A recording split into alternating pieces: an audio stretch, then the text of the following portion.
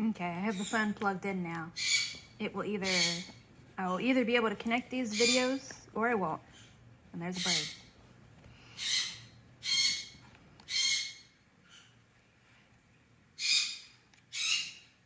We're on page 53 for the record, in case I somehow managed to get the videos mixed up and out of order.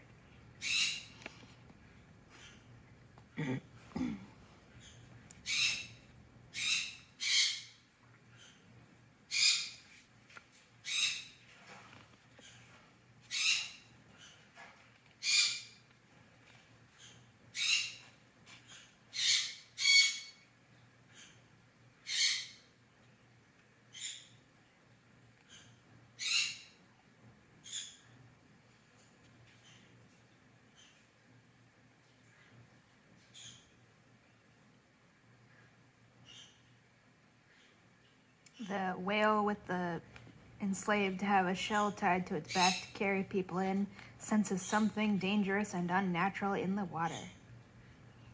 How convenient that Kai just happened to come back from the fucking thing just in time to deal with this.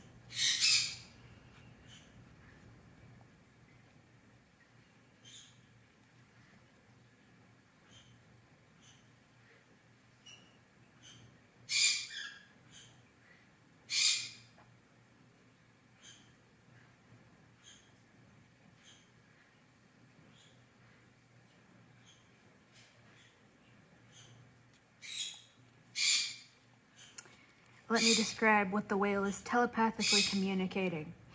The shape was long, with fins and a fishtail and an oddly shaped head, but there was no perspective for Kai to be able to tell its size.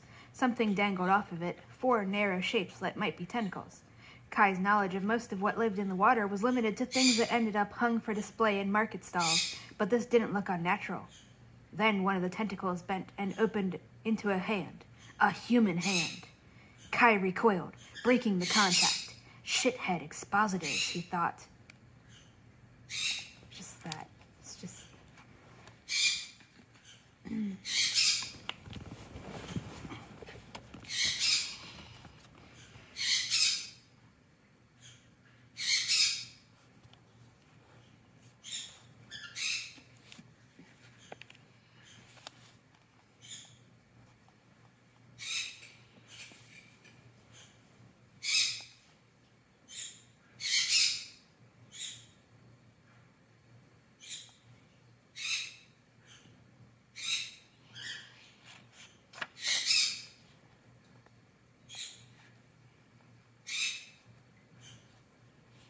Kai said to Ziti, "There's an expositor's amalgam in the water." See, like, amalgam is at least a fine fucking thing, because that already has a meaning. It means something getting slapped together. It's kind of an annoying word to use, but it at least makes fucking sense. Unlike chimera in Wolf Knight and everything in the books of the Raxera.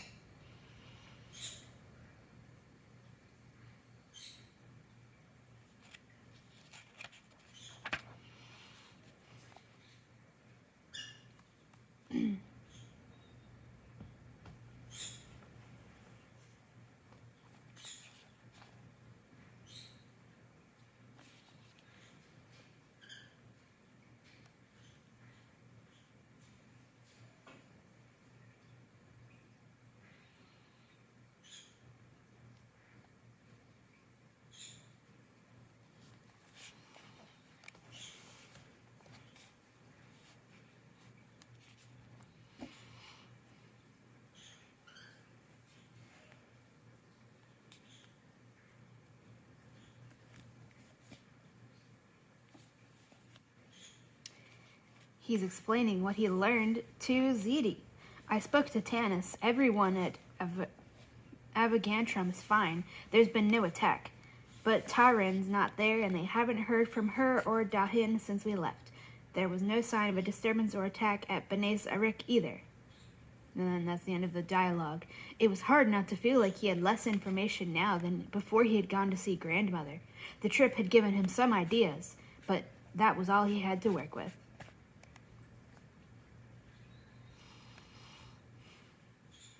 Don't fall, phone.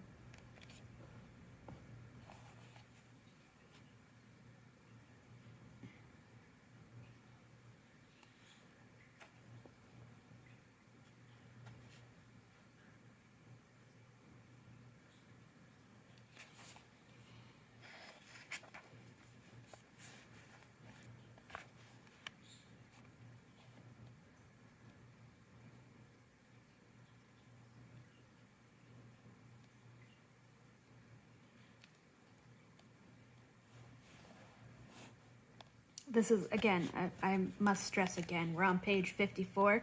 Oh, yeah, that we are now 4 pages past the person who bought this book originally and then donated it to Goodwill because they had their bookmark left in it at page 50 exactly. That's as far as they got.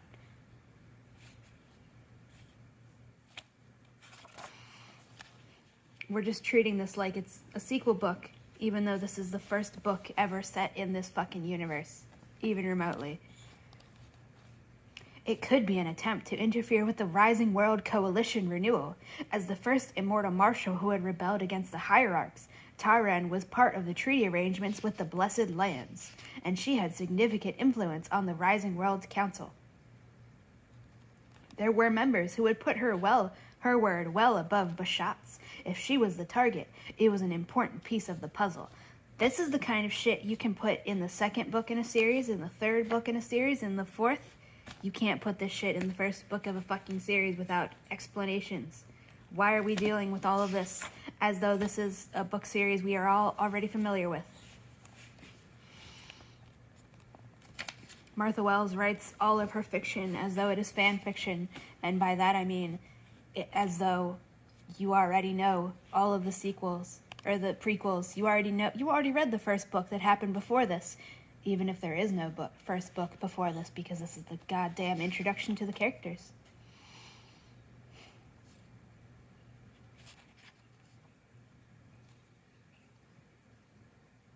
It's also just making things overcomplicated. If they wanted Ta-Ren out of the way before the renewal, they would have had to remove us first, Zedi agreed grimly. But our underwater tomb wouldn't have held her. Only one of you is immortal. Just stab the other two. It's literally fine. Wait, no, I guess the other person is being referred to as an immortal marshal with capital I, capital M. No fucking explanation for what that is, though, as though we already know.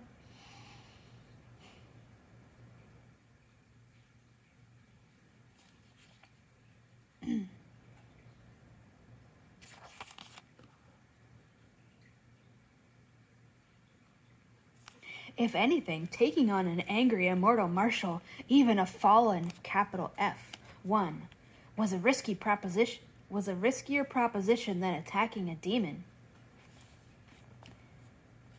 Why? Why is she a fallen one now? I thought they were calling her the Fallen. Whatever. Now we're just saying fallen like there's multiple Fallens, but whatever. Apparently it takes an immortal blessed, capital I, capital B, blade to kill Ta-Ren because she's a freaking immortal marshal.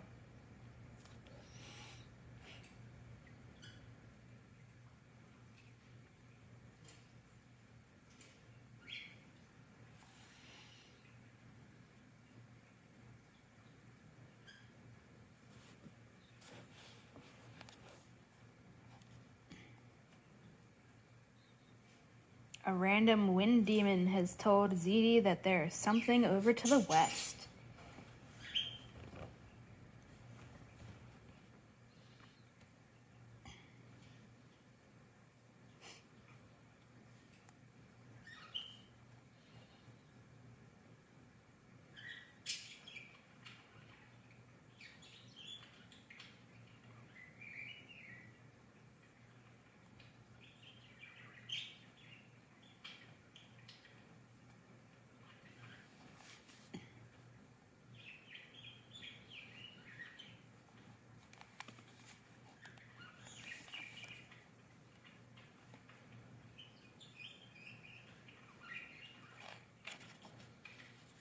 Mm-hmm.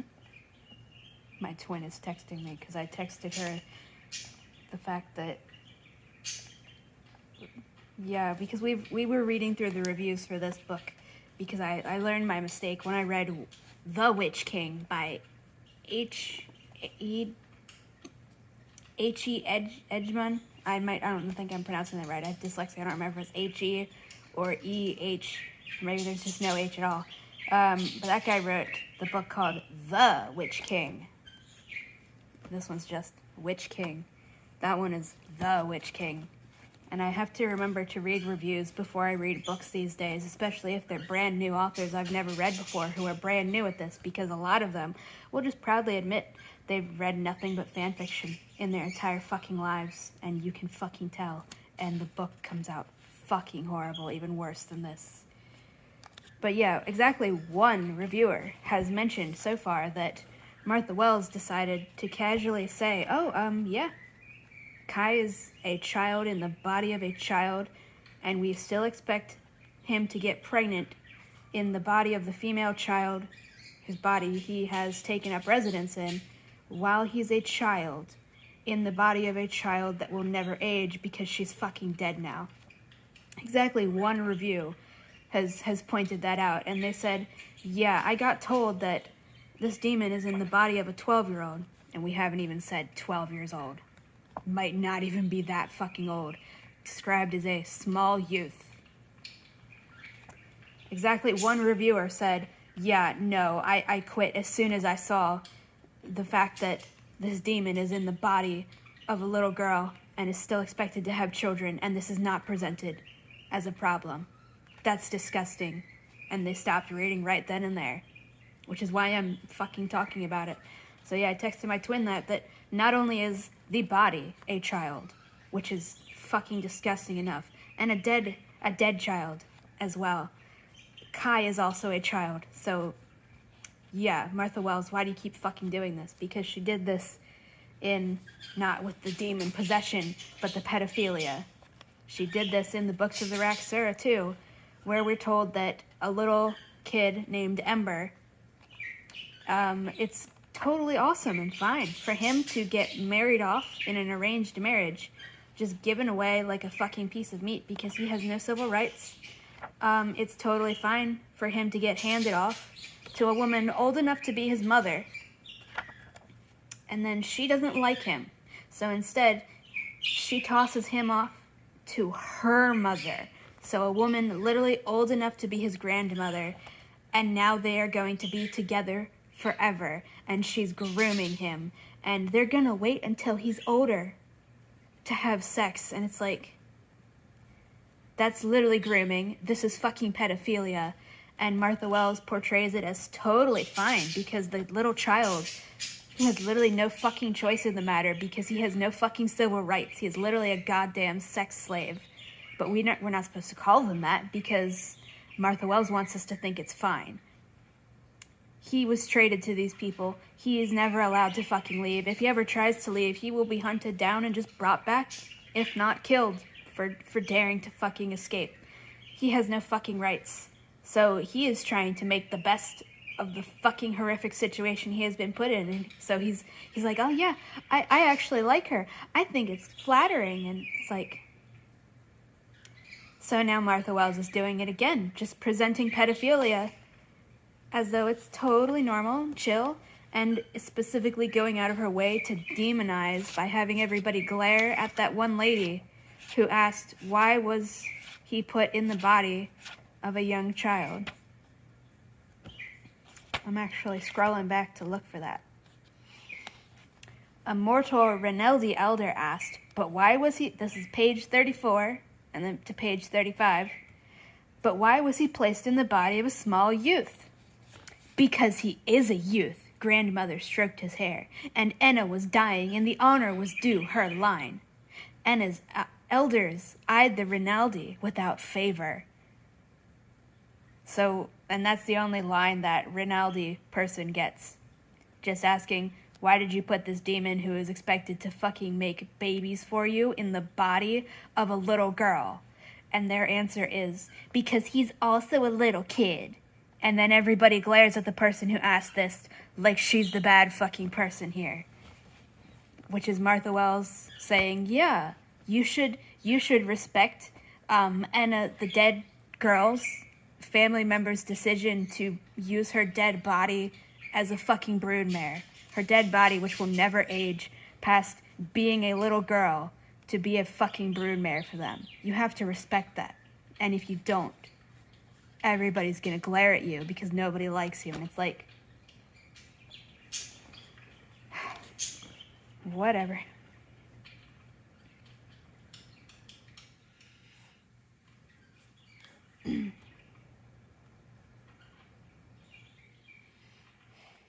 Continuing on page 56, 6 pages after the person who bought this book brand new for at least $28.99 and then donate it to Goodwill while they were on page 50.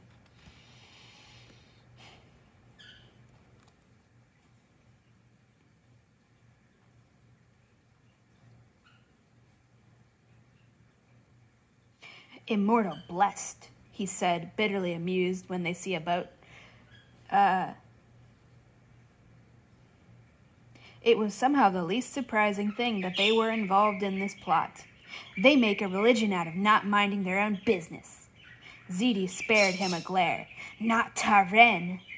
Of course not Taren, Kai snorted.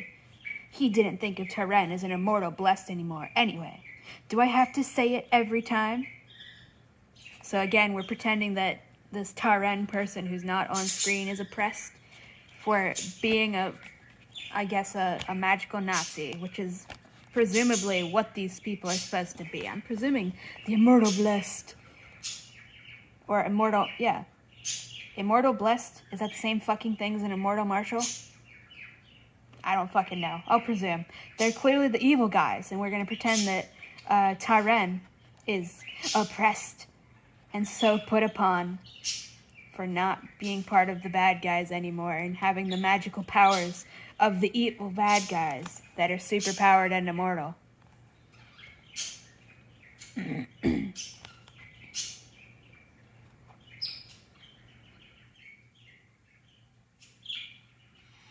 So he says, I didn't mean her. And then he's like, do I have to say it every time? And then Ziti says, yes. And it's like, okay.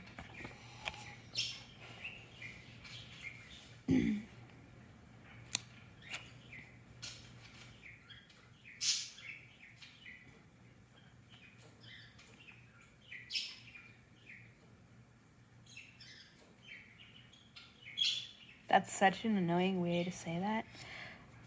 Ziti says, when they're looking at the boat, they'll be expecting us to come from the air, and before you ask, no, I can't conjure a storm, the conditions aren't right. So she can fly and summon storms when the conditions are right. What those conditions are, I will guarantee you it's whenever the plot requires.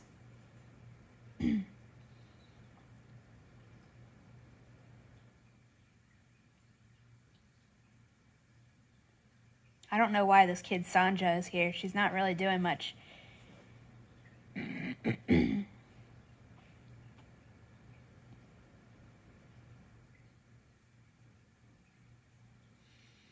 We're now being told after the fact that Ziti took a bunch of charcoal sticks and powdered chalks that she collected from evil Menlis's belongings on the Shell Whale. And again, I have to ask, why the fuck was this guy Menlis included in the list of characters at the start of the book if he's literally already dead? I noticed, like I predicted, that all of those people would instantly be dead. Which they fucking were.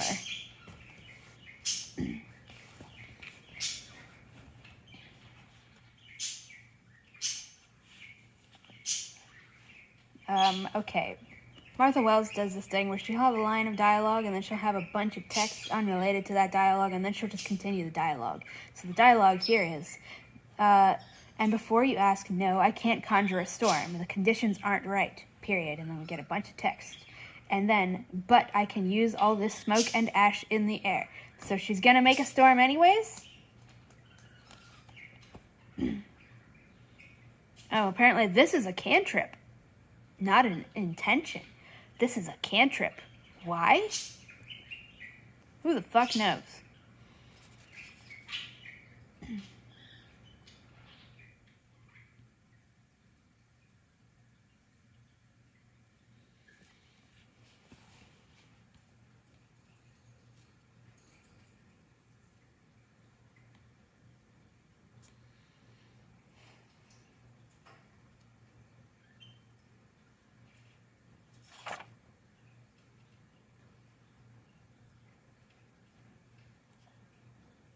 So they're going to steal the boat, and they're going to use the whale that it is this fucking slave to do so. Sanja looks up and asks, "Will the whale be hurt?" Kai shook his head. "No, it'll be free sooner than we originally planned, because they're going to steal the boat." And now we are interrupting this to go to the past, the fall. And we have another little thingamajiggy here. The mountain and hill lands that surround the grass plain, capital letters, are said to be the first birthplace of the witch, which is capitalized. They are born of the union of mortals and demonkind in mortal form, who came forth during the Great War between the Great War is not capitalized, even though you think that might be. Who came forth during the Great War between the legions of the Under-Earth and the Grass Kings, that's capitalized. From there they spread or fled through the east and south. Night Tales of the West, transcribed by various hands. So you're just gonna say transcribed by various hands? You're not gonna credit any of them? Transcribing is a lot of effort, guys. So we're just back in time now. Kai was with the other demon scouts, lying on his stomach and propped up on his elbows in the dirt. So I guess fuck that first part.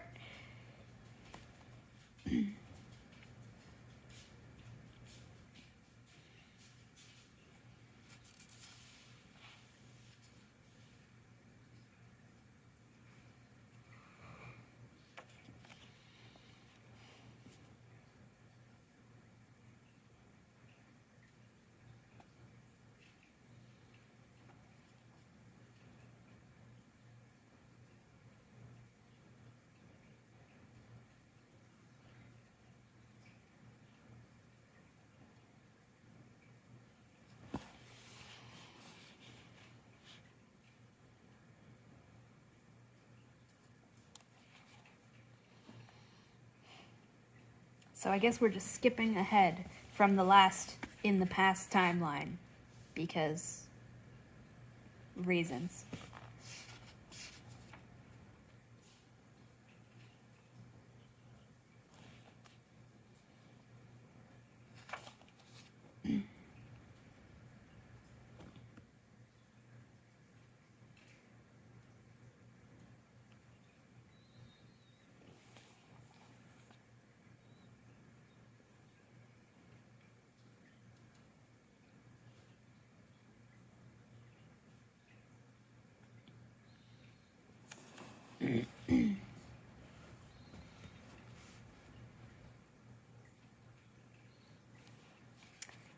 As Blah Blah continued on her way, Kai caught Blah Blah's, another Blah Blah 2's eye and signed, "Come with me," in Witch Speak. Witch Speak is one word that is capitalized, so I guess they have some kind of sign language.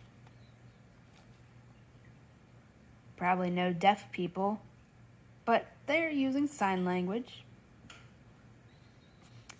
Maybe this person's deaf, I don't know. We'll find out. Probably not.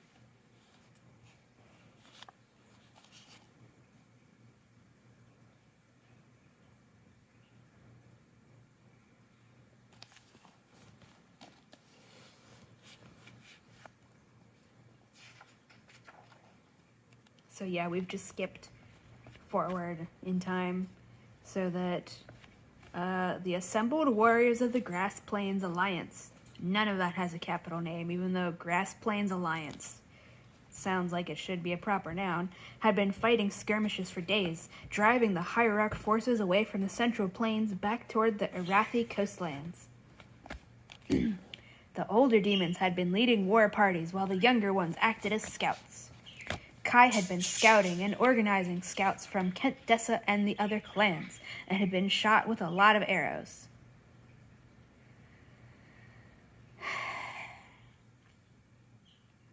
He had been drawing heavily on his body in the underearth to repair the damage, and had had about an hour of real sleep in the past day.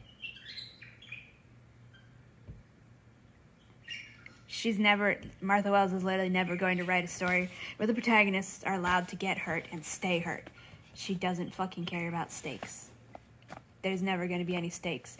Especially because apparently we've just forgotten that poor Sanja has broken toes. Apparently. That's what we were told when she was putting on the goddamn boots. Broken toes. Not just a broken toe. Multiple broken toes. We just forgot that happened. Like, nobody healed her. Martha Wells just forgot she fucking said that for some god fucking reason.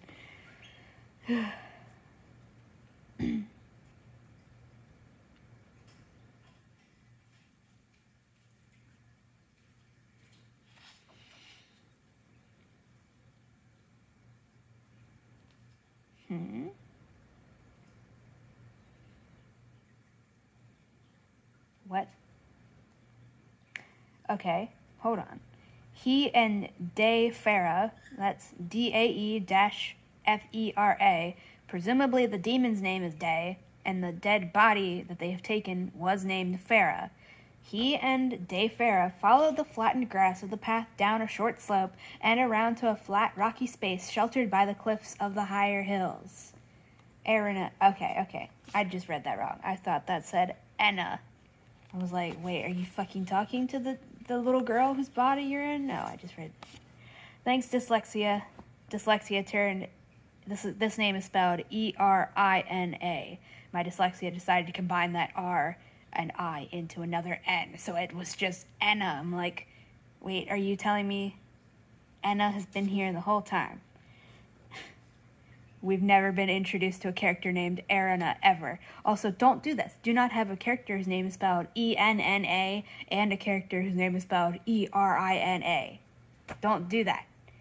Why are we just having somebody named Erina be brought up casually in mid-sentence like we already know who this is?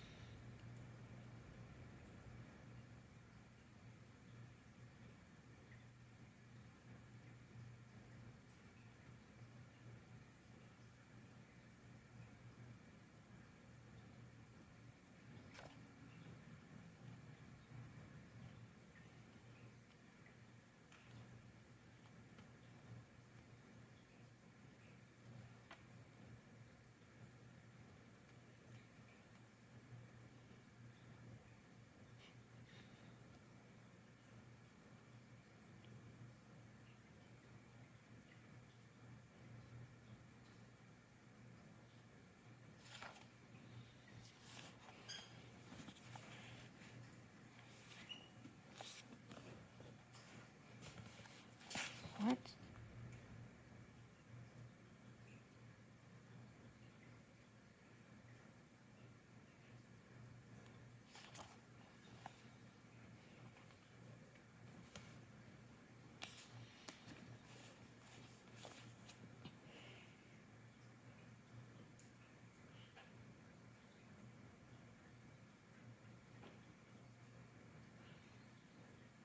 Everyone was in groups, talking or listening, with translators whispering or signing witch speak to those who couldn't understand.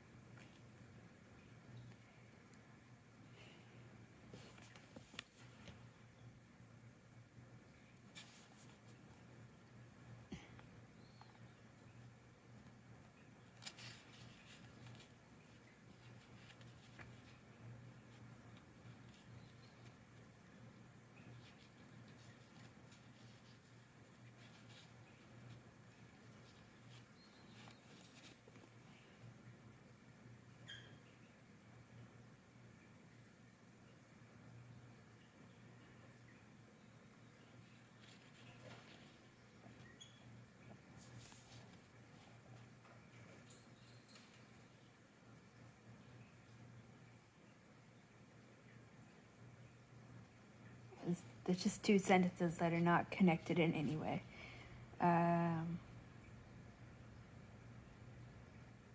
Blah, blah, blah. The Borderlander commander probably didn't realize it being that she's a demon. Her demon blood was visible only in the darkness of her eyes. Period. She wore her Kent Dessa antelope sigils wrapped around the buckle of the belt, cinching her leather coat. It's like that last sentence just thrown in is so weird because like first let me just go back to the top of the paragraph and just read the paragraph. It's so fucking weird. And this is all one paragraph. All one paragraph. Everyone was in groups talking or listening, comma, with translators whispering or signing. I will include the punctuation just to make it clear. Which speak to those who couldn't understand, period. Day hesitated, comma, but Kai tugged her coat sleeve to follow him and wove his way through the fringe of the group, period. He found the Seretti and stopped behind Captain Kent Dessa, comma, who was a different Captain Kent Dessa from the one Kai had known since being given Enna's body, period. When the Seretti had decided to create the alliance against the hierarchs, comma, a new captain, comma, someone thought better suited for leading fighters, comma, had been selected by vote, period. This captain was older, comma, her braids more iron gray than black, period. She was part demon herself, comma, descended from one of the first demons to take grandmother's bargain and come to the mortal world in a Seretti body, period. The Borderlander commanders probably didn't realize it. I don't know what you call this. It's got a dot and then a comma below it. I always forget what that's called. Her demon blood was visible only in the darkness of her eyes. She wore her Kent Dessa antelope sigils wrapped around the buckle of the belt, cinching her leather coat, period. All of that was one single paragraph. And then that little description at the end doesn't fit in with any of the rest of it. The rest of it can kind of go together, but like there should have been a line break. There should have been multiple line breaks there.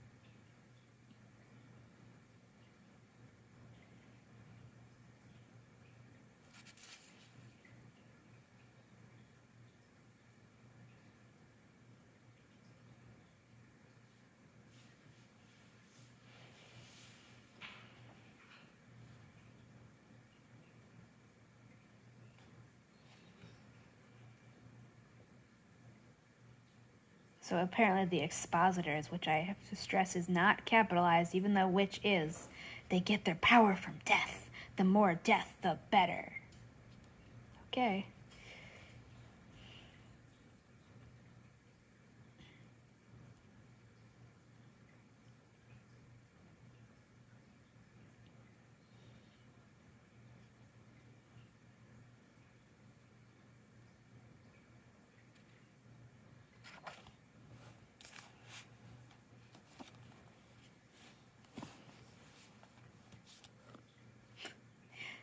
Kai had encountered some people who'd never met demons before, and it made him feel uncomfortable and awkward in Enna's body. Because we're going to pretend that demons are oppressed because people are scared of them. Demons who possess dead bodies, whether they have your permission or not.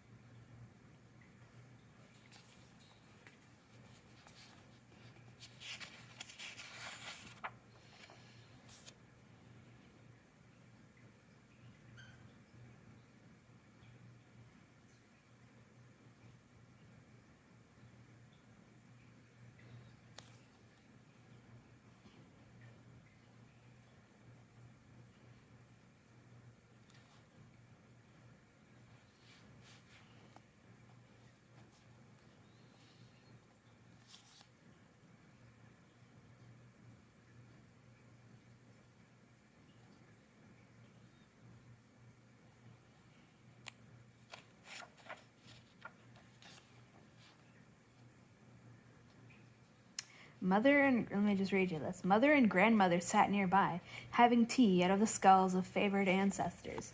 Alright, but I have a question. How are you drinking tea out of a skull? What have you done to alter the skull to plug up, all the holes? The holes? The holes? There's a hole in the back of it, too. How are you doing that? How exactly? I would like to know. If you're going to say that, tell me how exactly they're doing that. Did they put clay here? In the eye sockets? Nose? Mouth? The thing that connects your neck, your skull, to your spine? Where are they drinking out of? You gotta explain that to me. I want to fucking know.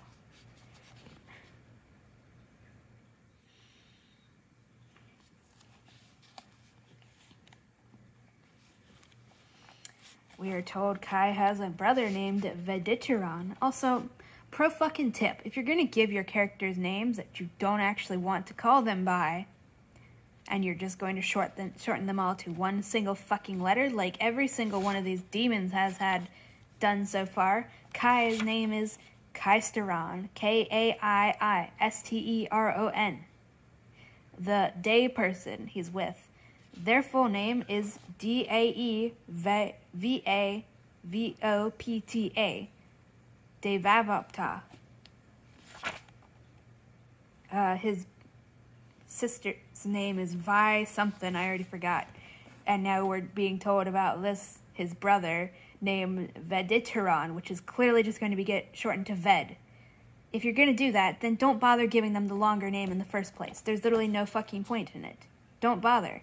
Unless those longer names are literally just for use in magical rituals or legal purposes. You don't need to introduce us to them with those names. Just call them what they fucking call themselves. It's annoying, and it's just unnecessary.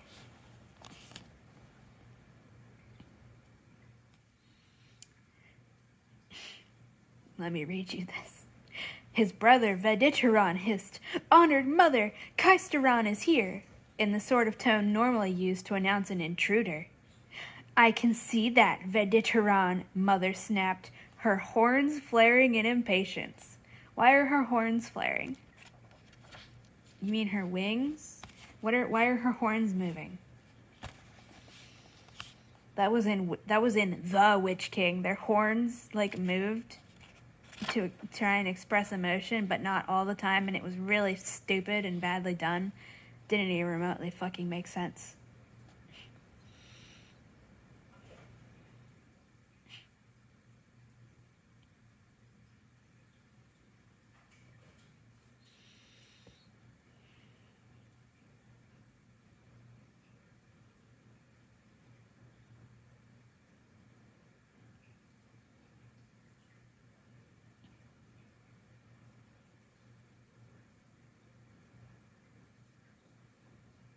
Kai scooted over, his tails making it a much more elegant motion than it would have been in his human body.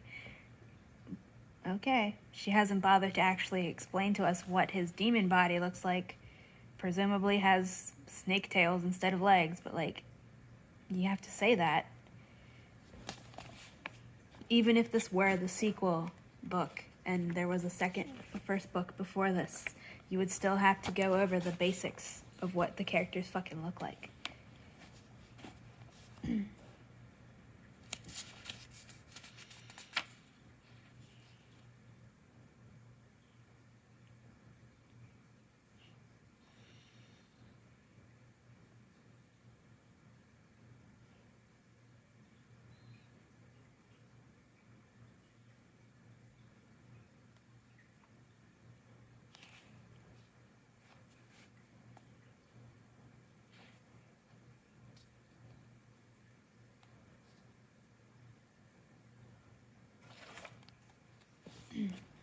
So Kai is currently just sitting in a tent in the upper world, just passing messages back and forth between the captains of the Grass Plains Alliance, which is not a proper noun, to grandmother.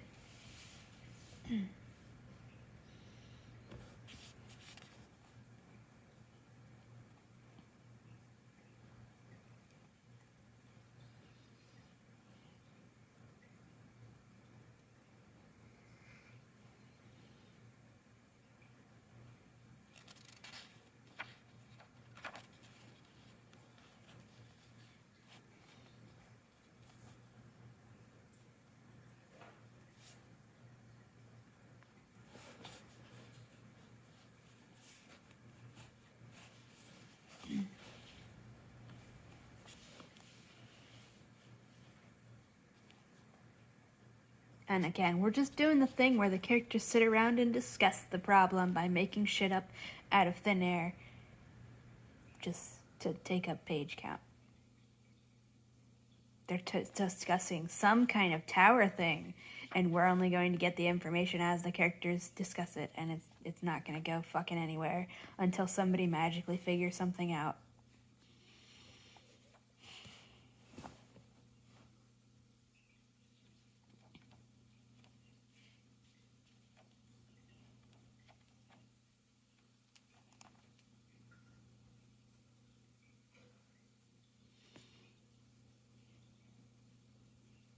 There's a non-binary witch who's referred to only with they them pronouns. We don't get told that they're non-binary. They're just called a person instead of a woman or a man, and they're just being used with they them pronouns.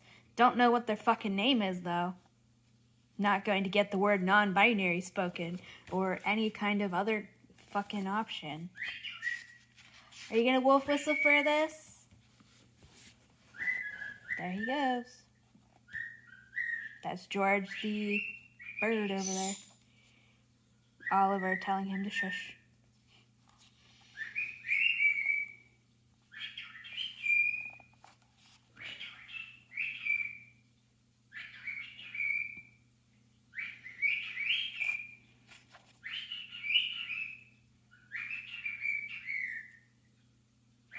This is supposed to be really dramatic, but it's like I don't give a shit about any of these characters yet.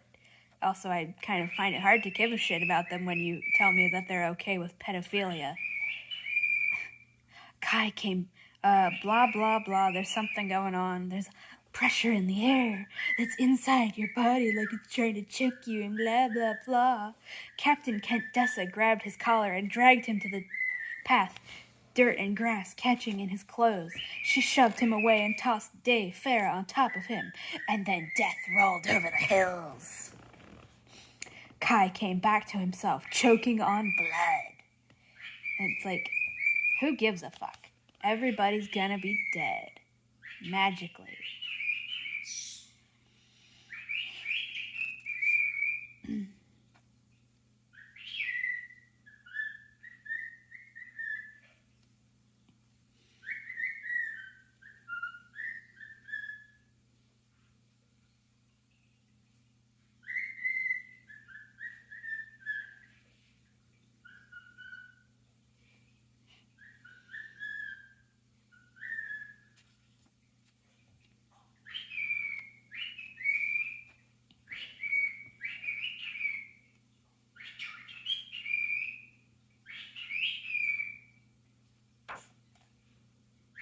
So Day has left her mortal body, which is just a dead body of a child again.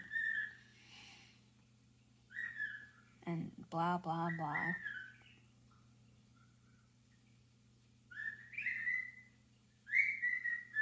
I think one of the other birds just tried to wolf whistle back. Unless it was an echo. No, it's just an echo.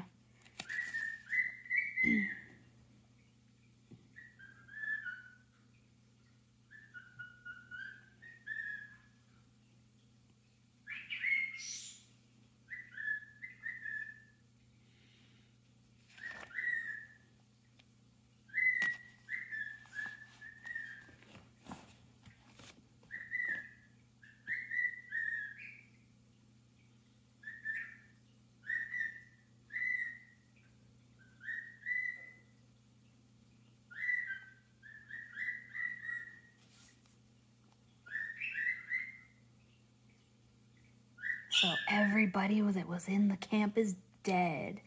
And we have a contradictory statement. We're told that we know that Day's body is dead because her eyes are brown again, the mortal eyes color, instead of solid black.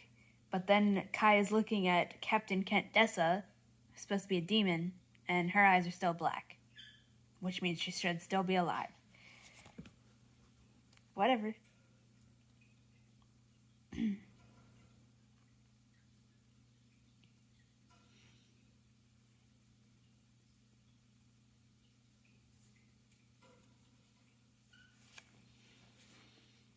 He crouched to feel for breath on He crouched to feel for breath on the mortals, to look at the demon's eyes. They were all gone. But you just fucking said that Captain Kent Dessa's eyes are still black, which is for a demon means you're supposed to still be alive.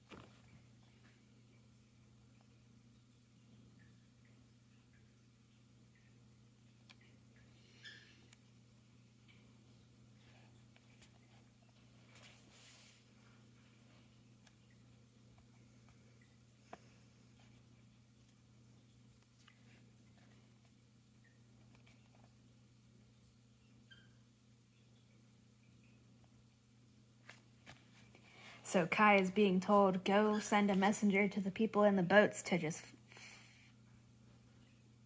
sail away because it's dangerous. And now a horse will magically let him ride it because the plot needs it to happen. We're given the excuse that the horse is too stunned to dislike his scent. Also, why the fuck is the horse alive? No explanation for that either. The horse is either too stunned to dislike his scent or just happy to be led away from all the death and destruction. But it's like, either the horses, it's just bullshit.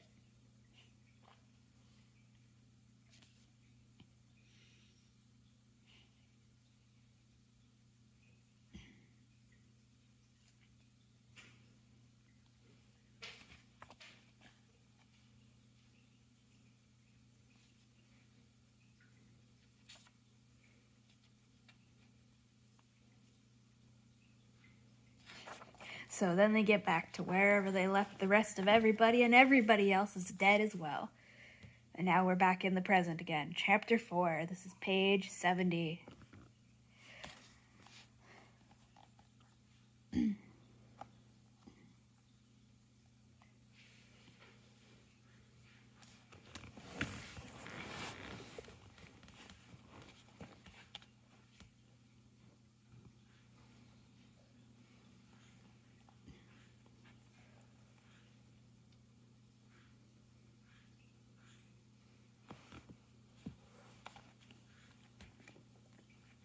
Just please pay attention to the fact that we're just keeping this whale enslaved until they can use it in its fucking enslaved state to their benefit, instead of just fucking freeing it immediately and then asking when it actually has the fucking option to say no.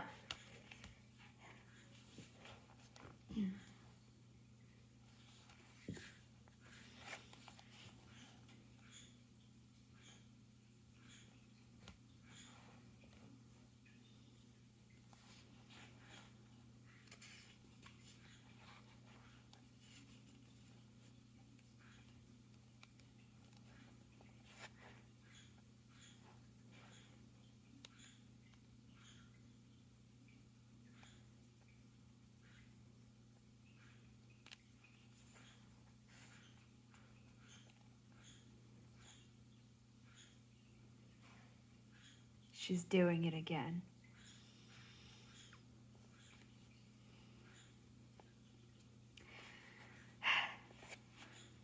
He swung over the side of the shell's platform and climbed down to place his bare feet carefully on the whale's slick hide. It was smooth and cool, with a very slight give. Kai let his breath out in an uneasy hiss. He didn't trust easily. Something he felt was validated every time some supposed ally murdered him and stuck him in an underwater vault. First of all, that has literally only happened this one fucking time. And it was ridiculous to expect the captive, abused whale to trust him. But its consciousness had never felt vengeful, and he was hoping being set free would buy him enough gratitude for it to fulfill its part of their bargain. So once again, Martha Wells is saying that slaves should be nice to their masters as long as their masters are nice to them. This whale should be nice to Kai, and because the whale is a good person, it will be nice to Kai, even though Kai is purposefully keeping it enslaved instead of freeing it to use it for his own fucking ends. And because Kai is the protagonist, the whale will be nice to him. And if the whale weren't nice to him, this would be the whale getting demonized, and we would be told it's evil and deserves to die. You know, like all the fucking slaves in the Murderbot Diaries that are not the fucking protagonists.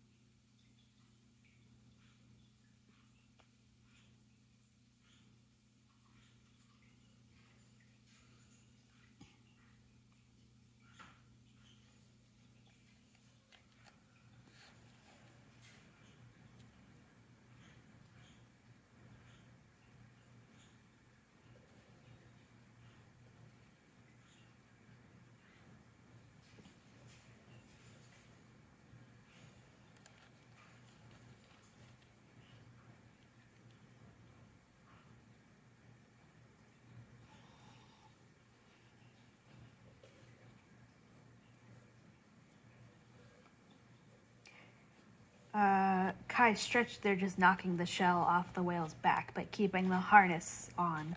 Kai stretched forward and grabbed the edge of the harness. The whale could easily throw him off, could roll and dive fast enough for him to lose his grip. But it didn't, because this whale is a nice slave who won't kill the person who is literally keeping it enslaved for his own fucking ends, instead of freeing it when that is well within his fucking power.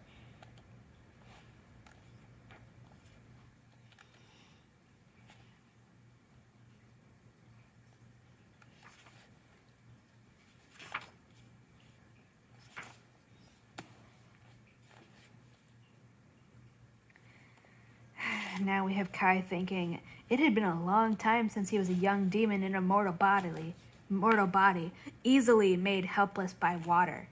So it wasn't an actual disadvantage to begin with. It just felt weird, and now we're revealing that it's not a problem at all anymore, because he's older now, and it's like.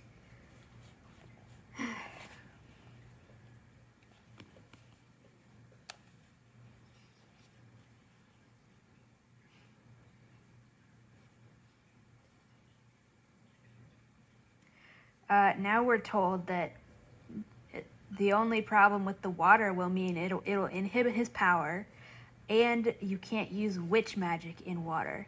But I'm sure there will be a later point where that just magically doesn't apply anymore, and we'll just be able to use whatever magic you fucking want in water, because that's how Martha Wells rolls.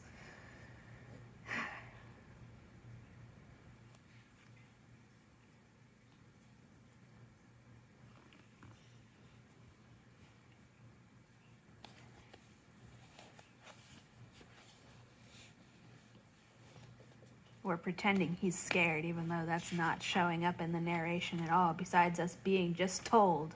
A ball of terror formed in his throat, and the urge to scream was almost overpowering. He forced it down, and that's the only description we're going to get, and that's supposed to convince us that he's scared, even though nothing else is happening in the descriptions at all to show fear.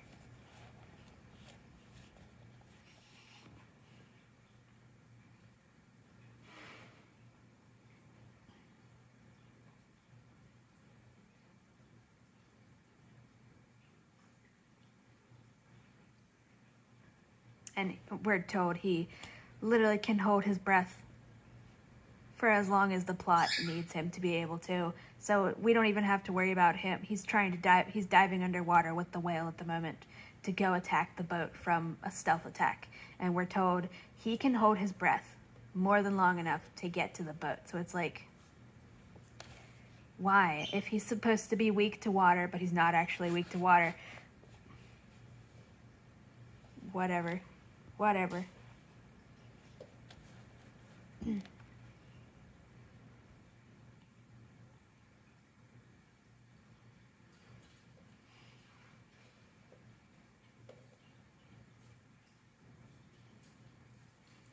It was so strange looking under the water that he almost forgot how terrified he was.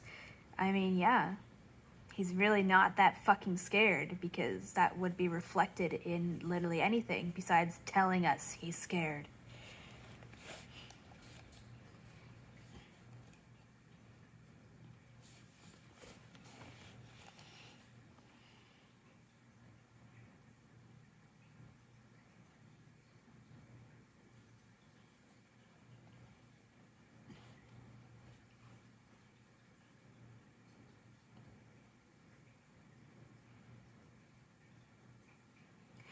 And he's complaining, it would be nice if just one thing was easy. Dude, you fucking killed all the people who were supposed to be trapping you in like 5 seconds flat and heal all of your injuries, which make you stronger, in 5 seconds flat. Shut the fuck up. Martha Wells does this too. She'll tell you that the characters are struggling, and it's like, they're objectively fucking not, but okay.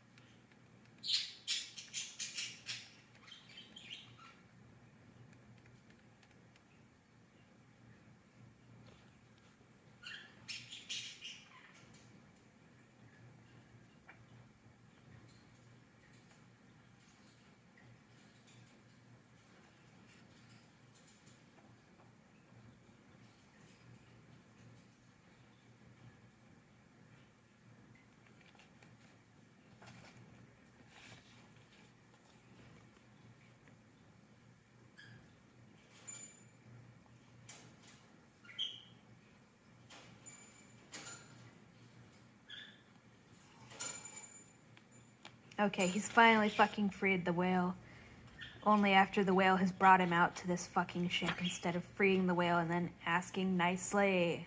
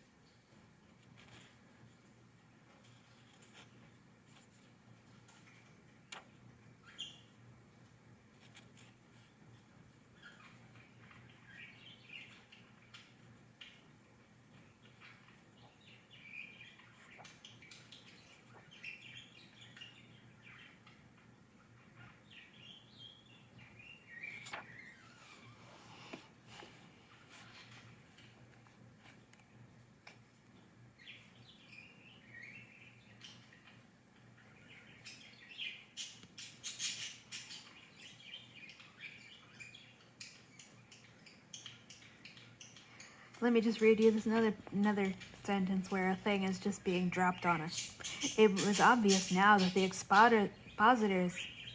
expositor's intentions, expositor's a wizard thing with no capital letter. Intention is just their kind of spell. Hung heavy throughout the deck. From a distance, Kai had mistaken it for the immortal blessed Well of Thosarin, capital letters, which could be used to sail the ship without any human effort. The blessed only rode their ships on ceremonial occasions or during war, when the hierarchs would punish them by restricting their well. They would certainly never let mortals corrupt their property by touching even one sacred ore. Something else had control of this ship now.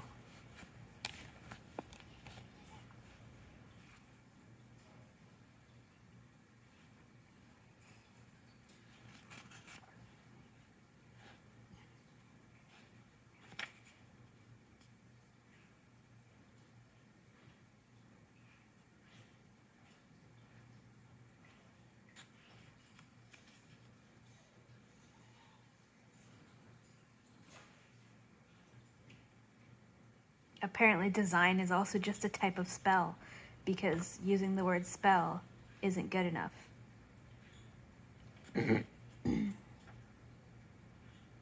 Someone had created a life well here, that's not capitalized, had enchained these people with intents and designs to drain their lives as a way to power the ship in the place of the Well of Thosarin. She's doing this thing where she thinks just describing gross things makes it a serious book. It's not.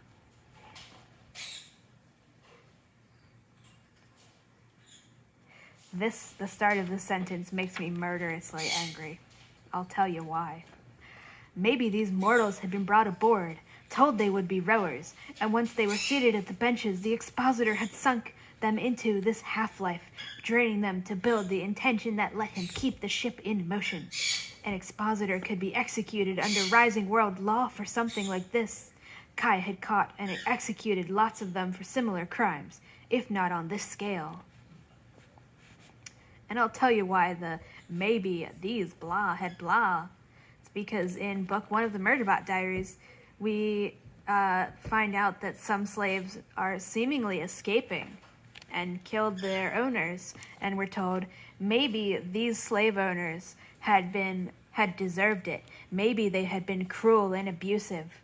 Murderbot didn't care. He was going to kill these fucking slaves. It was going to kill these fucking slaves. Sorry, I have Kai on the fucking brain.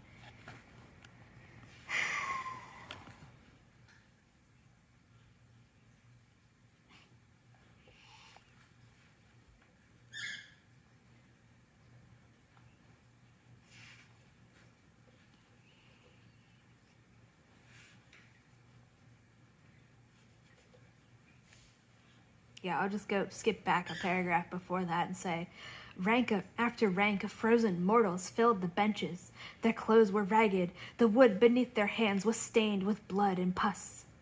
And it's like, just because you say the word pus doesn't make it a serious story. There's no stakes. We know there's going to be no fucking stakes. You literally gave your character the ability to heal himself and get extra power when he feels pain. And so much shit.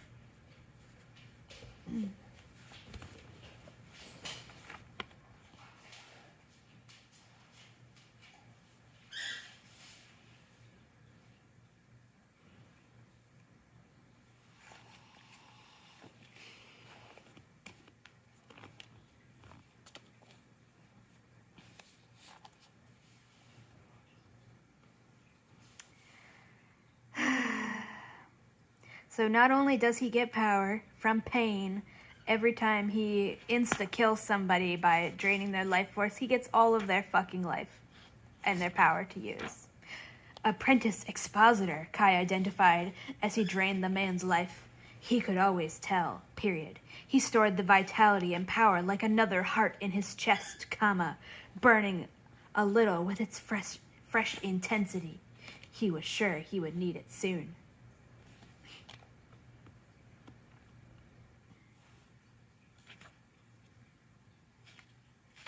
We're told that, let me just go back a page. Blah, blah, blah, somebody's coming down the stairs. Booted, blah, blah, blah. A mortal in a long sleeveless coat with a curse breaker slung over his shoulder climbed down. And then we get the Kai grabbed him and blah, blah, blah. The last bench was unoccupied, so Kai picked up the curse breaker carefully by the handle and eased it out the oar port. The splash was fairly quiet. We're just getting told there's a thing that's called a curse breaker with literally no description besides it has some kind of handle.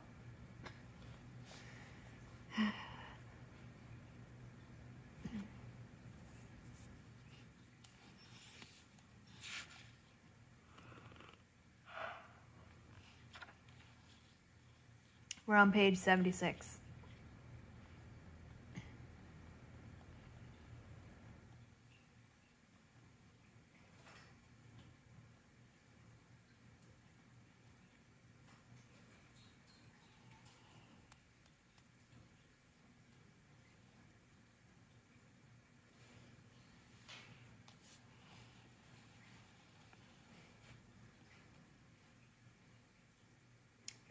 At the stern, below the two eyed-shaped ports, was a platform with a petal-carved throne for the Imperial Marshal who would use their power to sail the ship.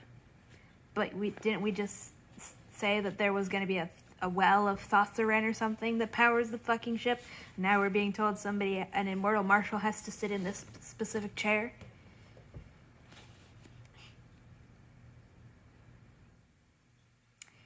The immortal blessed would go shit-raving, that's shit-raving, over the idea of an expositor controlling this craft. And then we do it again. But then, no, there's not even a comma there. But then they would go shit-raving just the same over Kaisteron or any other witch putting their dirty feet on one of their sacred decks. It's like, why are they using the word shit-raving?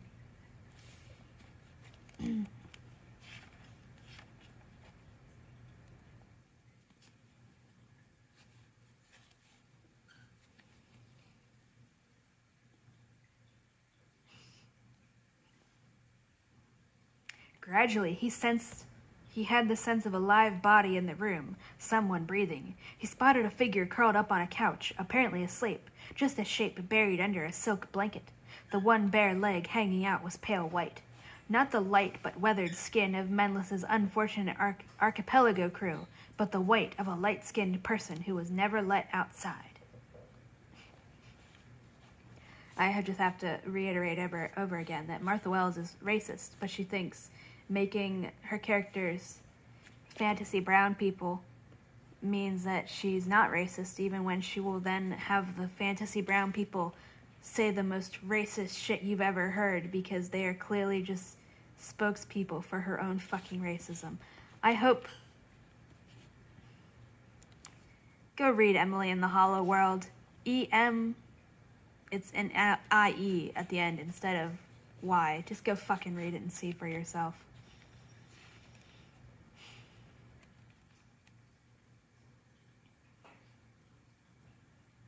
The person sat up abruptly and stared at him. They were young and small, probably female, with a gossamer mane of light-colored hair, barely dressed in a silk wrap. A jeweled collar with a bone-binding token was clamped around her neck, put there by the expositor who had enslaved her.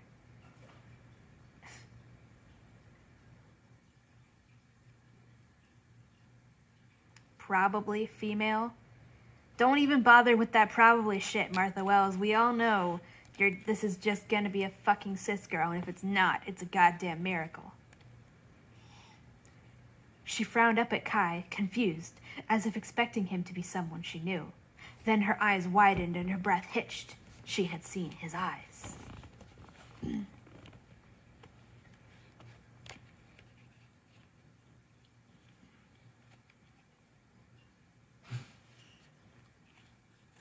Okay, I guess she's a witch. She nodded and briefly pressed her hand to her own mouth, then her throat, which was witch-speak for compelled under an intention. So not just an enslaved mortal then, a witch turned into a familiar. Sure.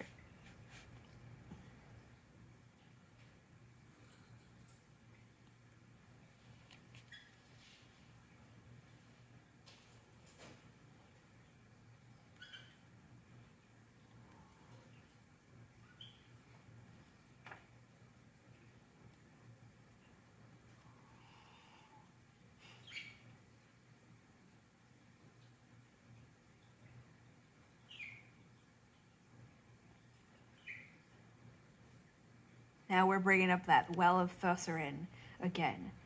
Just outside the hatch was the upper deck, ringed with more of the low couches stuffed with white cushions. In the center stood the metal pillar housing the ship's steering mechanism and the sacred relic that was supposed to connect the hull to the immortal blessed well of Thotharen. So what's with that fucking petal-carved throne? Why is that there too? Why do you need all of these fucking things?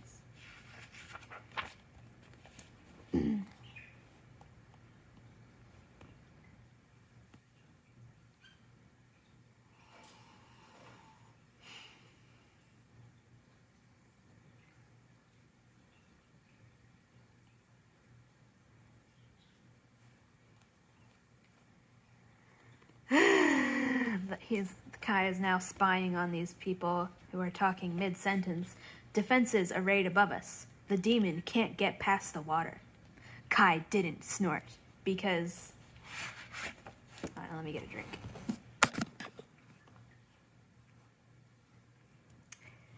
Let me just read that again. The bad guy says, the demon can't get past the water.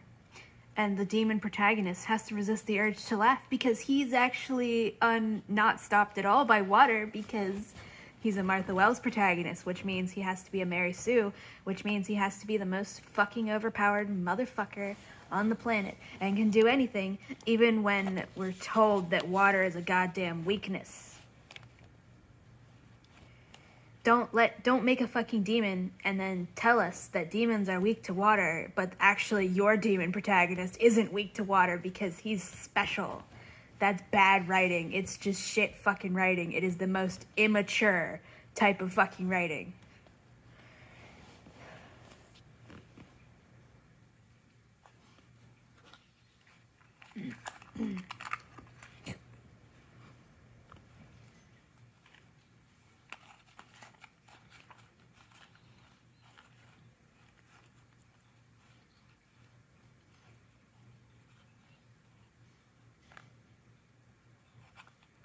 They're discussing throwing the little witch kid slave overboard for some fucking reason.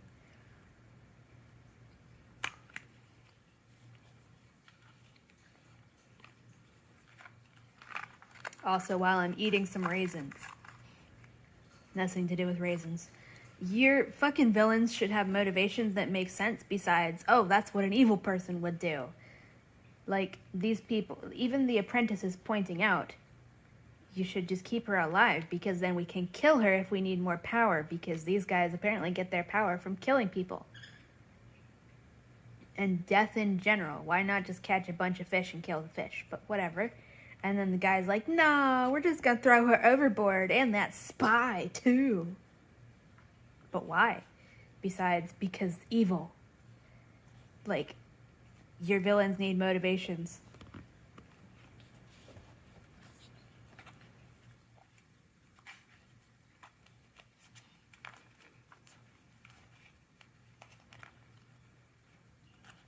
Huh?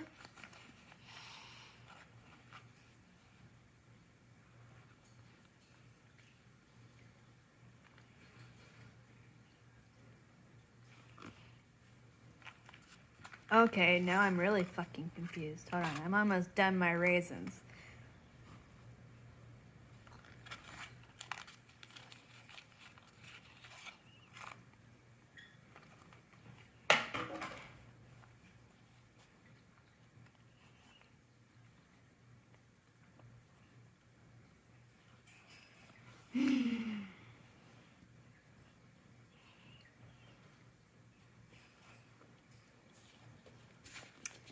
Let me just read this.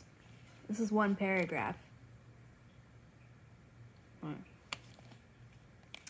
The odor of perfume hung on the damp, smoky air of the deck, overpowering the light incense that clung to the fabrics in the cabin. Kai grimaced. Period. It reminded him of the Benes Arik Palaces, of why he was so fucking angry right now. I wasn't aware he was particularly angry right now, because that's not expressed in literally any of the other fucking words on the page. That's right here. Right here. That's his anger. Oh. Is not expressed in any of this or any of the pages before this. We're getting told with the F-bomb. Oh, why he was so fucking angry right now. And it's like, why? What do you mean he's angry right now? He's not particularly feeling anything right now. If we fucking flip back through the goddamn pages, he's really not feeling much of anything. You're just telling us that he is. Like, you can't do this. This is little writing 101, people. Show, don't tell. You shouldn't have to literally spell out, this is why he was so fucking angry right now. I should be able to tell that he's angry through all of the rest of the shit going on without you literally having to say, of why he was so fucking angry right now, like throwing in the F-bomb to make it seem more severe. And it's like, okay, but he's literally not angry right now. He's not. You have not expressed him being angry besides telling us that he's angry, just like you didn't show him being afraid, or let alone terrified. That's a very strong fucking word, terrified. We don't get to see that. We just get told. And now we're told that he's not terrified. He's very fucking angry right now. It's like, okay.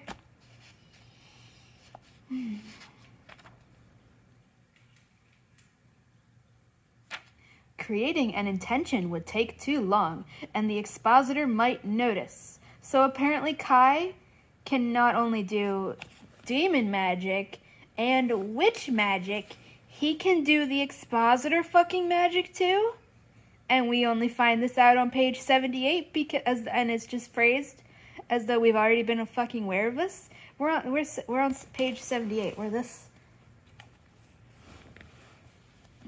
here into the book, and now we just casually get told that he can do the expositor magic, which is called an intention.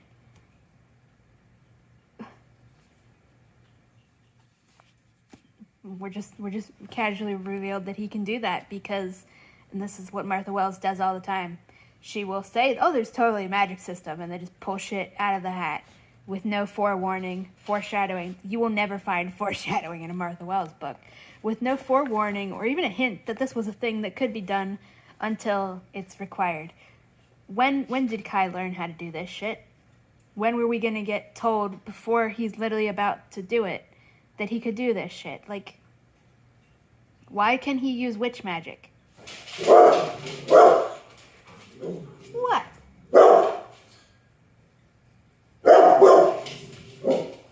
This is bad fucking writing. So can Kai just do literally all the forms of magic in this world? He can literally do the demon magic, where you get power from pain.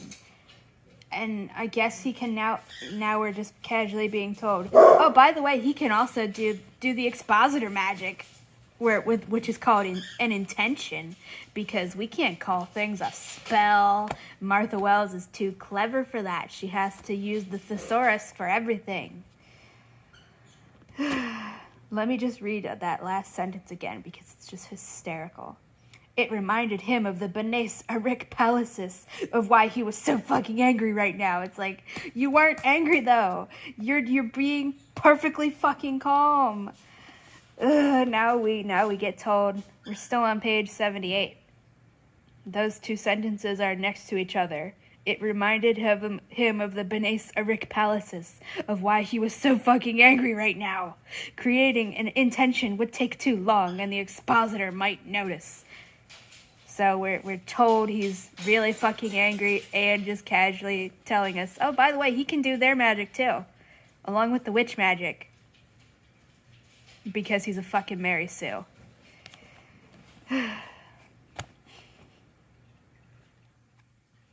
And now, instead of doing the expositor magic, because that would take too long, Kai crouched and sketched a quick diagram on the wood where the damp had settled on it. A set of witchwork cantrips, nothing much by themselves, but enough to mesh with the power of Zidi's air spirits and weave the smoke veil into something more opaque and closer to the texture of a cloth net. The familiar crouched beside him to watch attentively. Yeah, we're just calling the little girl who's a slave, we're just calling her the familiar now, even though she was supposedly freed. So why the fuck are you still calling her the familiar, aka the slave? And notice, whatever. Kai knew she saw the cantrip completely differently than he did. For a real witch, a cantrip was using words to paint reality into a different shape, shifting a tiny piece of the world into a new configuration. Witches didn't see the world the way mortals, or demons, or anything else did. They said they saw spirits, but it was more accurate to say they saw the animating forces, what expositors call energies of everything. But the secret was that It was all they saw. Sure, whatever. Who gives a fuck? Yeah, so okay. Kai's magic doesn't have a specific name. Expositor magic is called an intention or a design, and then witch magic is called a cantrip. Why are we treating that like a secret? It was more accurate to say they saw the animating forces, what expositors might call energies, of everything. But the secret was that it was all they saw. How is that a secret? That's not a fucking secret.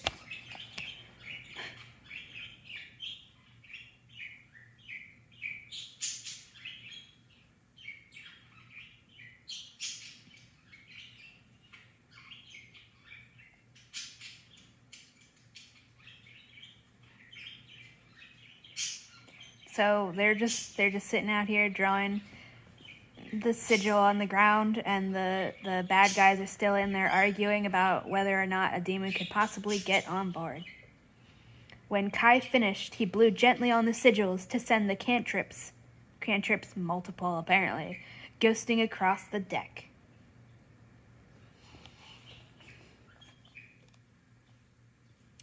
Let me just read this because it's fucking weird. Kai pushed to his feet and leaned against the side of the hatch to watch. The familiar lounged on the deck, smiling faintly. Why is this little girl who, it's kind of being implied that she was a sex slave because she's a little girl, barely fucking dressed, with a literal collar around her neck, and she's just lounging on the deck, smiling faintly.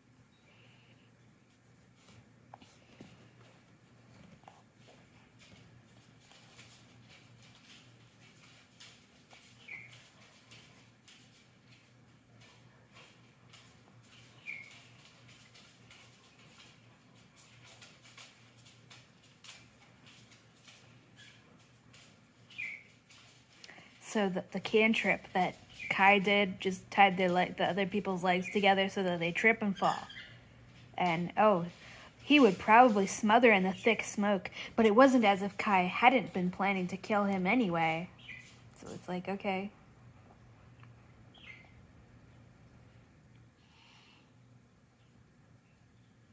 Pick one. The expositor, whose name is Aclines, there's no fucking pronunciation guide, didn't waste time on exclamations. He drew power from the life well of mortal misery on the rowing deck and flung it toward Kai.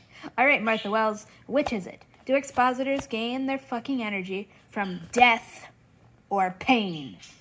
Because we're told the expositors get their power from death, from killing people, and that demons get it from pain, including their own. But now we're being told that the people on the deck who are enchanted, that their pain is fueling the guy who's supposed to feed only off of death. See how that doesn't fucking make sense?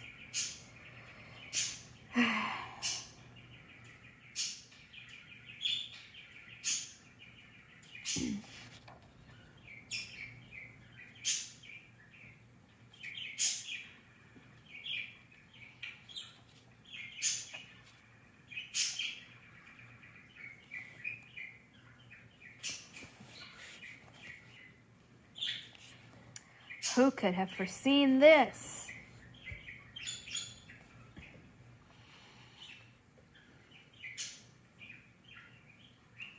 Also, I don't know why we're describing the air around them as mist, when it's very specifically the volcanic smoke that ZD has compressed to send over the water.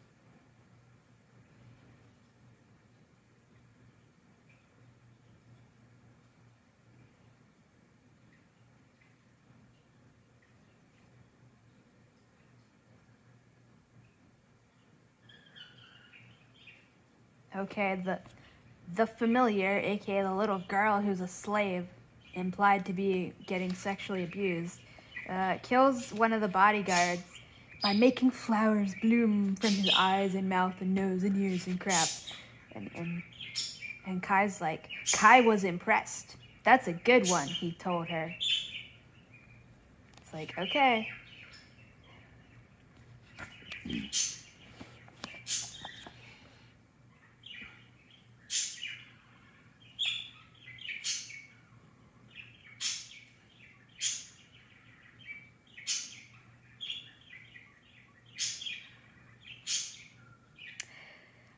Apparently, Kai knows one of the people here named Ramad.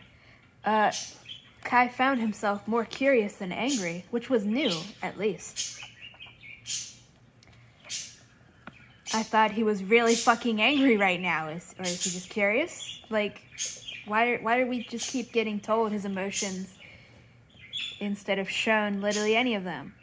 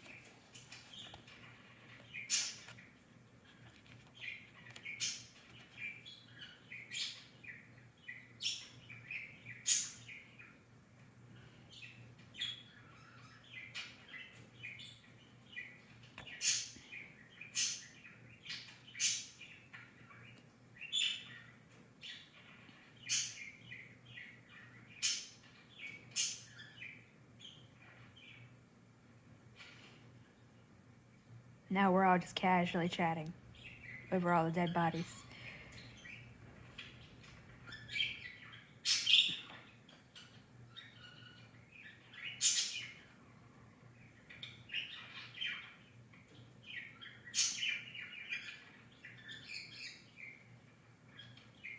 We're still just calling the little girl the familiar.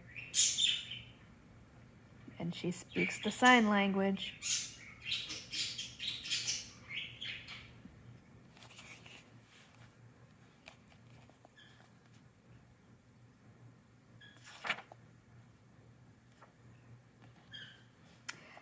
Appalled but not surprised, Kai signed. He took all your past, your home, your family. Her face twisted in despair before the iron control shuttered her expression again. Everything. So the slave girl has no memories of before she was a fucking slave.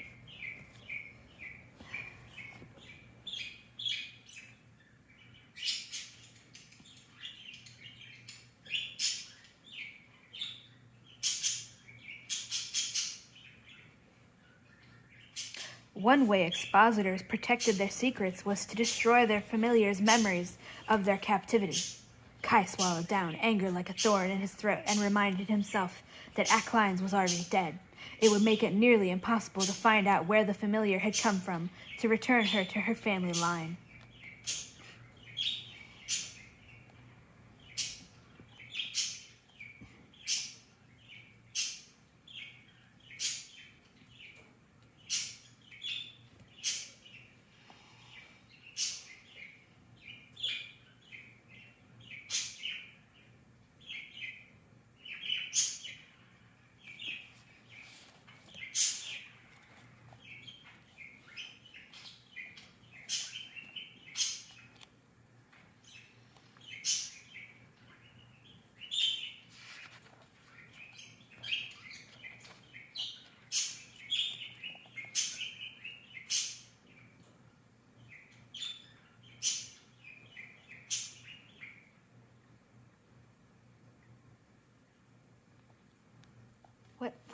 Why is that saying? Why are you saying that, Martha Wells? Help me do what? Blah, blah, blah. Whatever you left Benes Arik to do. Ramad was matter of fact. If he thought this was like trying to negotiate with a feral animal, he was too good a diplomat to show it. But why would anybody be thinking that this is like trying to negotiate with a feral animal? That's such a weird fucking assumption to make. Why would you assume that anybody assumes that?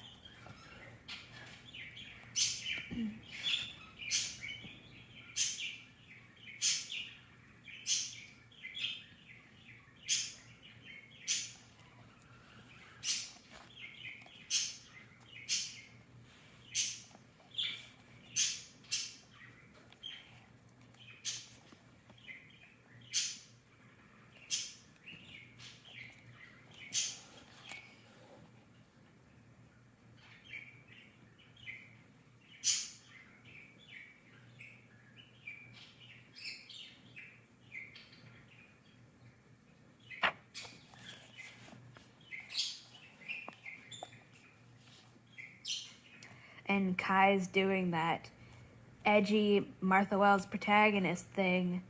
Why would I release anyone? Maybe I want to drain their lives and eat their bone marrow. It's being sarcastic.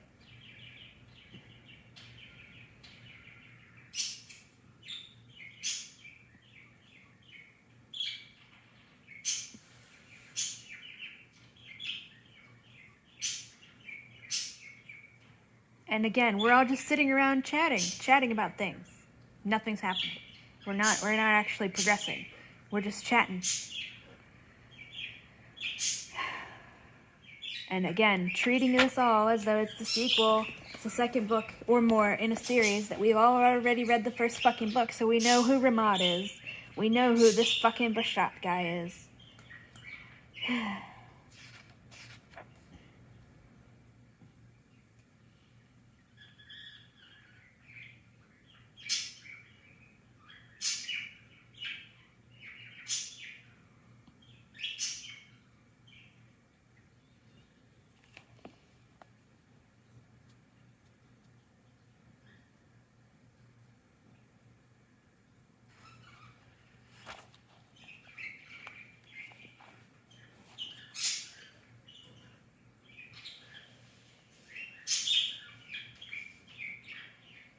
And now we have the characters being relatable and funny by Ramad, who is a historian, wanting to ask Kai some questions about history while they're all still tied up. Ashem looked up at the mask as if asking it to bear witness to her pain. Why do we have to do this right now? It's supposed to be funny. It's really not.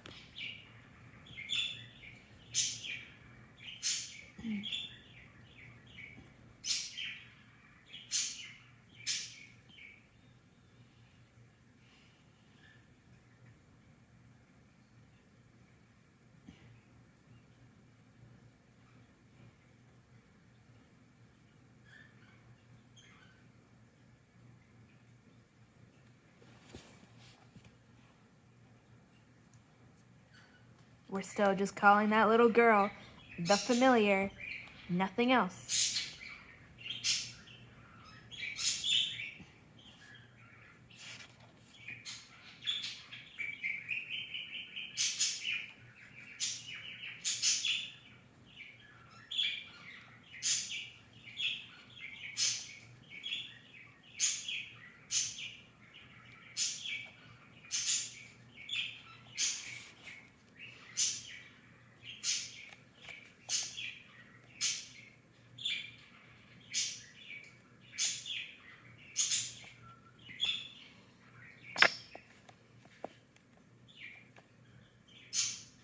Okay, the child now has a name. Her name is Sister, not capitalized, Tenes. Tenes.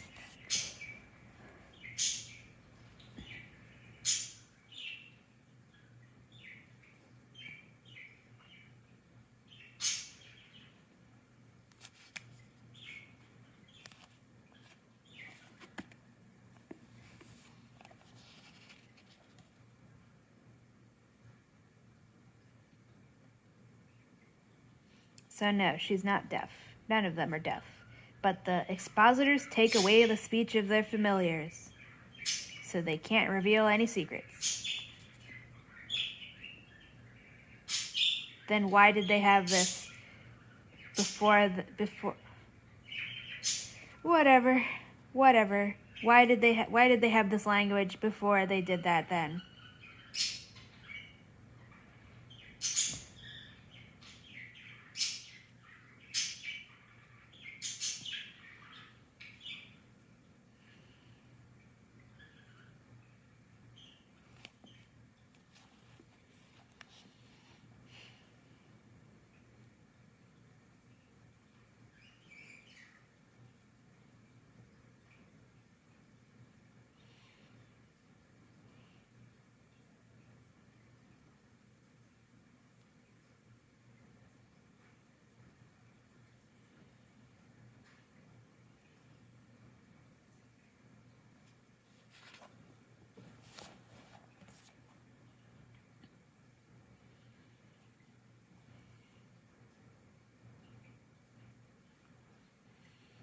We've just been spending this whole scene just standing around talking.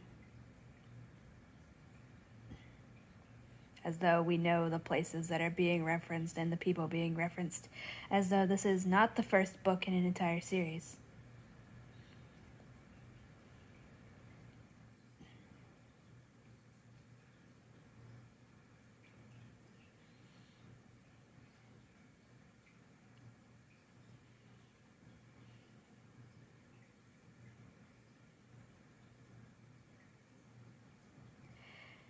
Blah, this person says blah, blah, blah, blah, blah, blah, blah. Kai says, that is not going to be good enough for Zidi Dayaha, called Scourge of the Temple Halls. People always thought Kai was the one to be afraid of.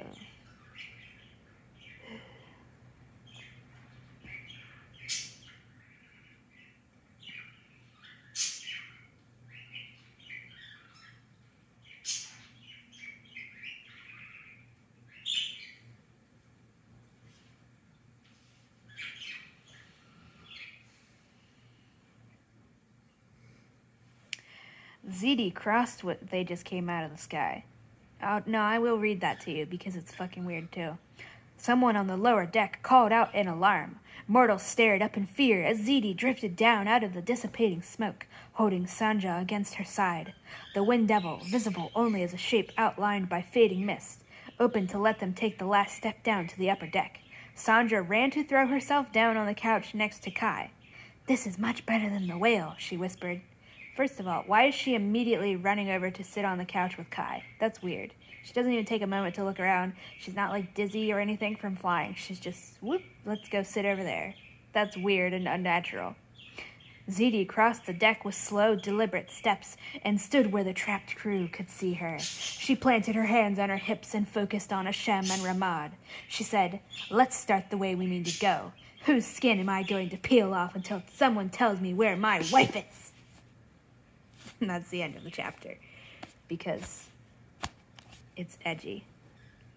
the past, the meeting. And we have another little thingamajig. The Araik are by nature hospitable, but seem to divide their people. I'm getting a drink before I read this. I'm gonna fucking smack somebody. This is page 89. There's a little thingamajig there. This is enraging. I'm non-binary if I forgot to fucking say that. Hi. I'm trans. I'm non-binary. What day is it? It's June something. I think it's the 11th. Maybe not. No. Whatever. It's June something. 2025. I can't check the date on my phone. I'm non-binary. I'm trans. My pronouns are its, or skulls.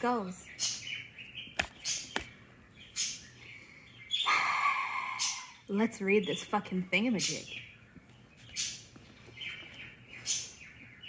The Araik are by nature hospitable, but seem to divide their people into only two genders, signaled by clothing style. This is similar to some ways of the scattered sea peoples of the southern islands, but they are not so strict about it, as I understand. It must be a confusion to be Araik, what they think of us. I have been too polite to ask.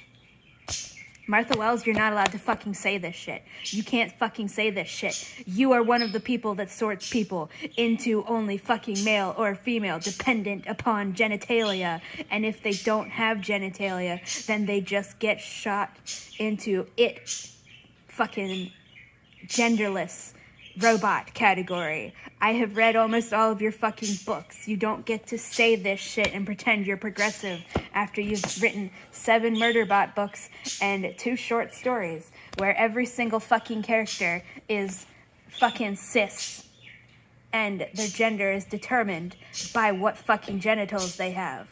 The only fucking non-binary people we see in that who are not literal token characters who use neopronouns who exist for 5 fucking seconds before being thrown off screen forever, literally just to get her brownie points with the kids who have no fucking standards yet, while not entirely pissing off all of the bigots that she wants to court because she fucking is one.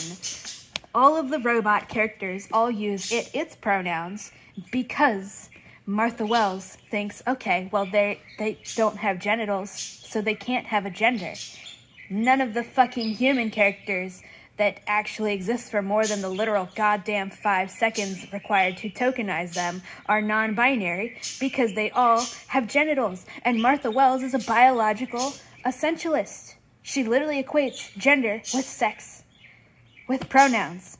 This is also why everybody always magically assumes Murderbot's pronouns correctly, even though it's supposed to only have those pronouns because it's not human, because it doesn't have genitals, but people still somehow assume its pronouns correctly even when it's pretending to be a fucking human, because it's biological essentialism, and Martha Wells thinks that asking people for pronouns is even cringier than the idea of slaves rebelling for their fucking freedom. She does not get to say shit like this. Also, I can almost fucking guarantee you. Book of Travels by Talon Ray, an Enelin chronicler and poet. I can almost fucking guarantee you right now that these people are not human. They are a completely fucking separate species. I will bet you $5 fucking dollars, and if I'm wrong, if they are fucking humans, it will be a god's damn miracle. Because, Jesus fucking Christ, Martha Wells has been doing this biological essentialist shit forever. Maybe this could be a fucking turning point. Maybe book 8 of the Murderbot Diaries will be progressive. But considering book 7 of the Murderbot Diaries has Murderbot towards the fucking end, shitting on the concept of asking for people's pronouns and caring enough to notice other people's fucking pronouns, I fucking doubt that. This is hypocrisy. This is tokenization. Like, if she actually gave a shit about non-binary people, then why isn't Kai non-binary? You can make Kai non-binary. ZD could be non-binary. Sanja could be non-binary. This fucking familiar could be non-binary. But no. Let's Okay, now we're in the past, in the meeting. The reign in the Cageling Demon Court. All capitalized. Cageling Demon Court. Never stopped, falling on the chained demons scattered across the painted paving stones. Today the trickle of water was the only sound.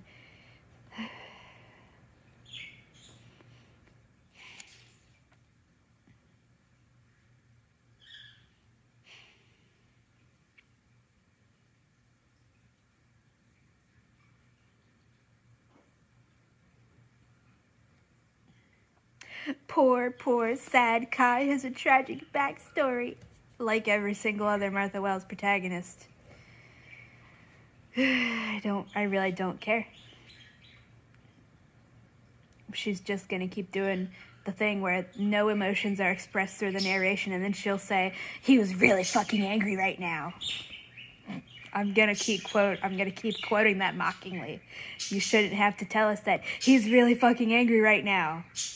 We should be able to fucking tell that. But now he's crying because he's a prisoner. Feel bad for him.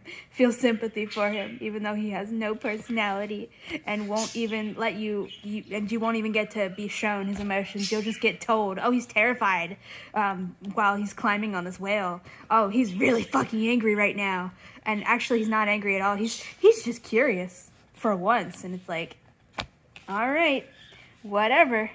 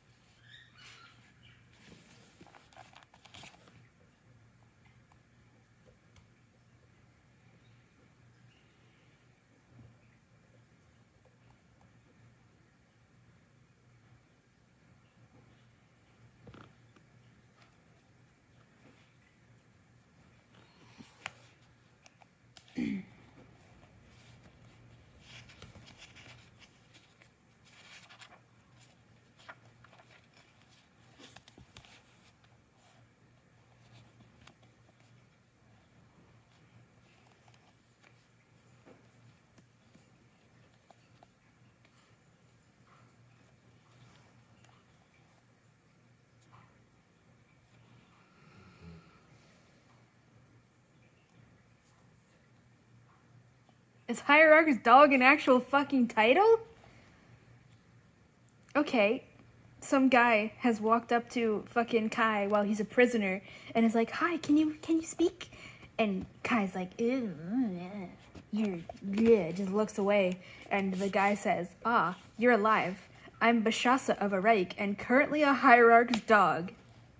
I thought Hierarch's dog was a fucking insult this whole time. Are you telling me that's meant to be like an official fucking title? Also, the dust cover on this thing is crooked and it's annoying the hell out of me. What?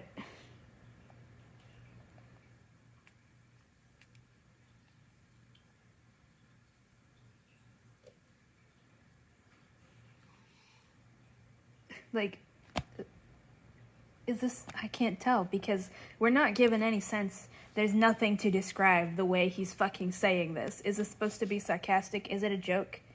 I'm Bashasa of Araik and currently a Hierarch's dog. Hierarch is capitalized, dog is not. Is this a fucking insult that he's joking about? Or is it a literal official fucking title? And Hierarch's dog, grandmother just derisively calling Taren a Hierarch's dog. Are you telling me that's her official title?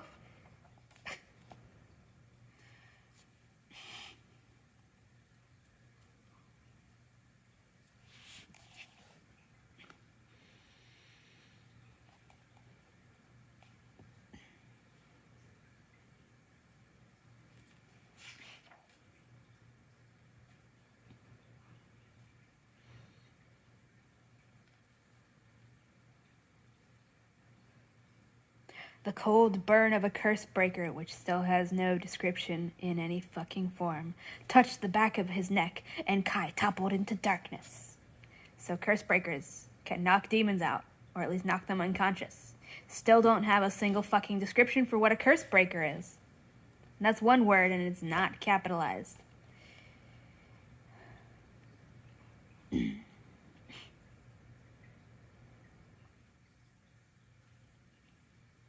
Also, now in this past timeline, we're saying that rain is agony, it's endless pain. But in the future, water is totally fine.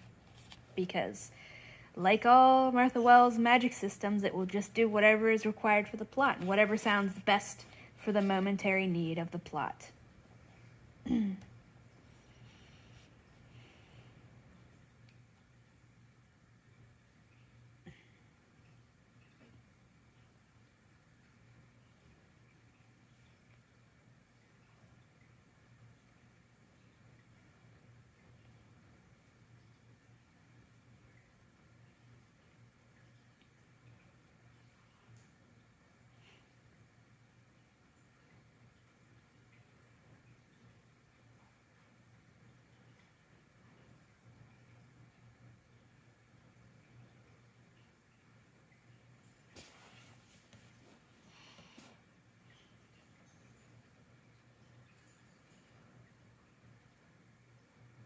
That's so oddly specific. This was strange and new and terrifying. Kai had never seen any part of the summer halls, capitalized, except the cageling demon court. He had been dragged there in a hemp bag, already wrapped in the chains and expositor's designs that suppressed his power. Why are we specifying a hemp bag? That's so fucking specific. Where are they getting hemp anyways? Is this fake Earth? Where are they getting hemp? Why are we specifying a hemp bag? Why is it called a cageling demon court? Let me see if I can... Cageling. It's not focused. Why is it called the cageling demon court? Why? Besides, it sounds cool, I guess.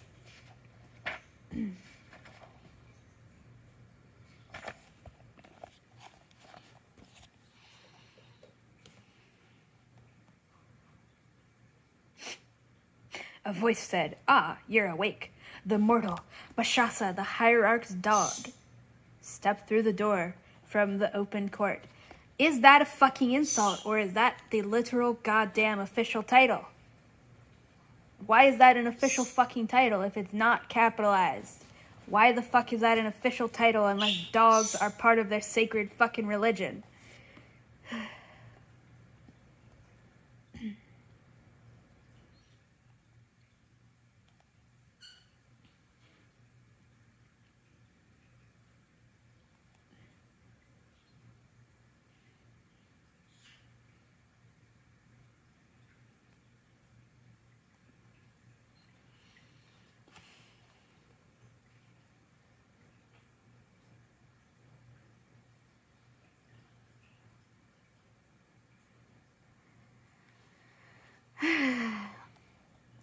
Bashasa lifted his brows. "I know little of your people, but perhaps more than some. The hierarchs say that the grass kings traded their dead for demon slaves, that they sacrificed children for power, a blasphemous practice that the hierarchs used to rouse their followers to take the grasslands." Referencing the part where the Sereti, I guess they're called the grass kings, even though we saw no kings at all. Yeah, they do literally trade their fucking dead children for power to get those dead children's bodies, now possessed by the mind of a demon child, to produce fucking babies for them. Yeah, I'd say that's fucking correct. But, you know, we're supposed to think that's not true at all. You're just making it sound bad. And yeah, people, you can't tell us that Kai was literally a fucking child and a bunch of the other demons were literally children who were brought up to the surface world for the sole purpose of being fucking breeding farms for the Sereti and their mom.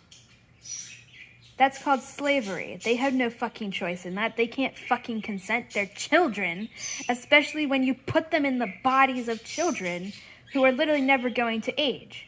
So, like, yeah, they are in fact slaves. You literally brought children there who will never age to be brood mares for you. I would call that they fucking sacrificed their dead for demon slaves. Yeah, that's pretty goddamn accurate. Oh, but they sacrificed children for power. And it's like, and now we're going to say, no, none of that's true. And if you think it is, you're justifying genocide.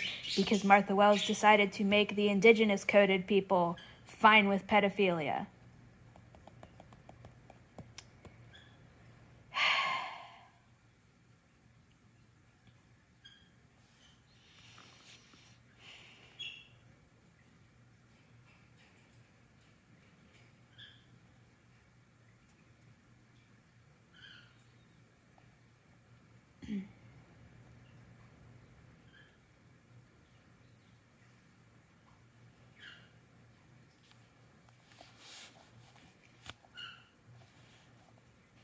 Bashasa said, "But when I was a boy, I traveled in Arathi along the grassland coast and heard a different story. The Grass King clans trade the death of a clan member for a young demon, for the chance to hear the thoughts of the dead. That the young demon takes up the dead one's place and works, fights, even bears or sires children." Why do you think that's better, Martha Wells? That's literally a fucking child in the body of a child. And you are trying to tell us that it's a good thing that they are bearing and siring children. That's fucking pedophilia. What you are describing is pedophilia. Why are you acting like this is a better fucking alternative? That, literally. What, like... Even if they were just child demons in the bodies of adults... That's still pedophilia because it's still involving a fucking child. Why are you going out of your way to say that they're doing this with children?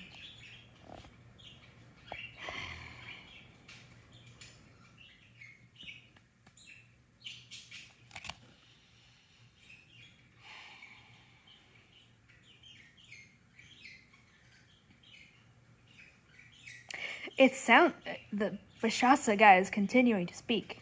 It sounds more to me that it's not the Grass Kings sacrificing children to demons, but demons sacrificing children to the Grass Kings.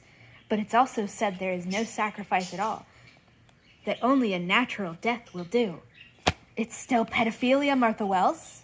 You literally decided to make the indigenous coded brown people pedophiles. Why do you keep rephrasing it is going to fucking help?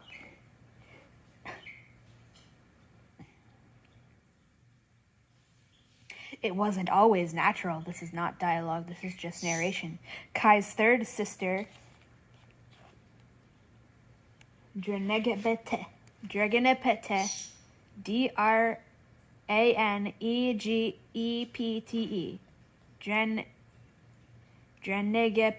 Dragenept, there's no fucking pronunciation guide, had come up to the world in the body of a murdered man and been asked to name his killer.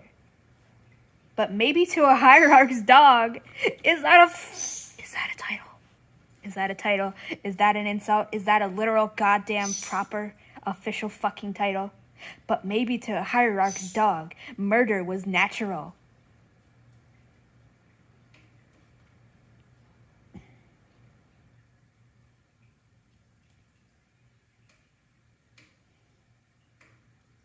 And again, so now you're telling me they put the mind of a little girl demon in the body of a fully grown man. You understand that that's pedophilia because she will still be expected to sire children for these people.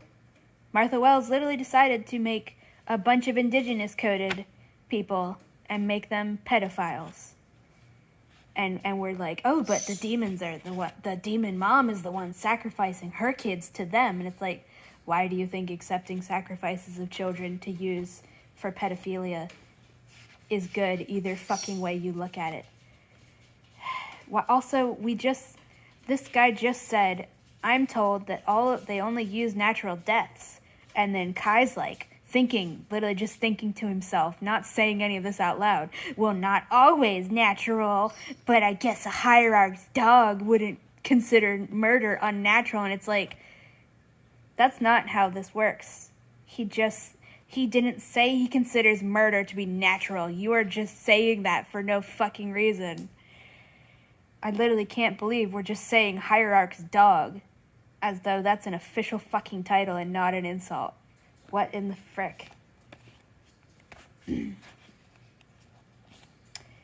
Enna had died of a wasting disease, and Kai hadn't been able to share her last thoughts with her family until he had finished coughing the congestion out of her lungs. You're putting children through this on purpose?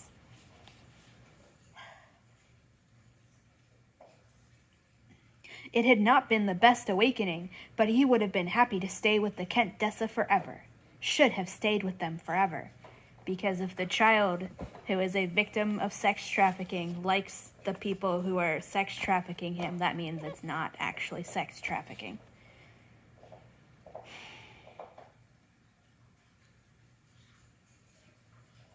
Oblivious, Bashasa continued, I also heard the Grass Kings send their people to the lower realms, in fair trade, to marry demons. Perhaps that's where the rumors of sacrifice come from.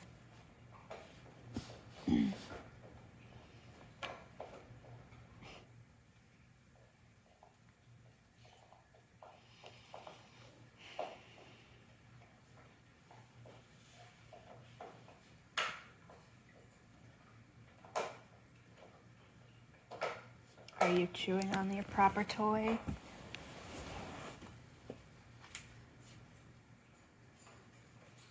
Are you chewing on the toy like a good girl? Yes, you are. Good girl. Good girl. Thank you. I just wanted to make sure you didn't steal something. Good girl. Go back to chewing it. Yeah. You're a good puppy. No. No, we can't do that. No. Sorry. Okay, I heard suspicious noises. What did we got? We're on page 93 for the record.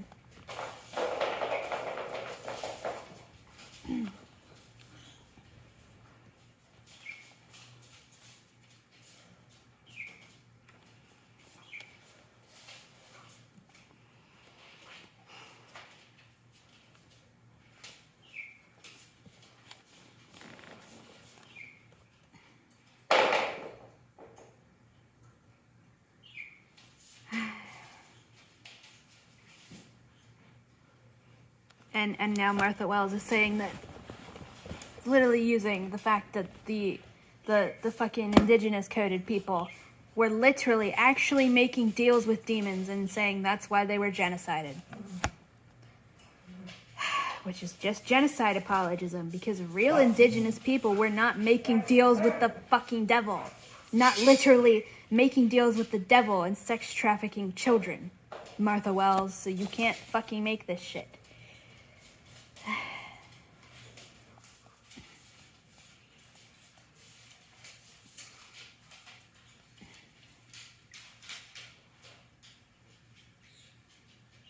We interrupt this conversation to once again tell us what Kai's emotions totally are. Trust me, despite zero sign of this in anything.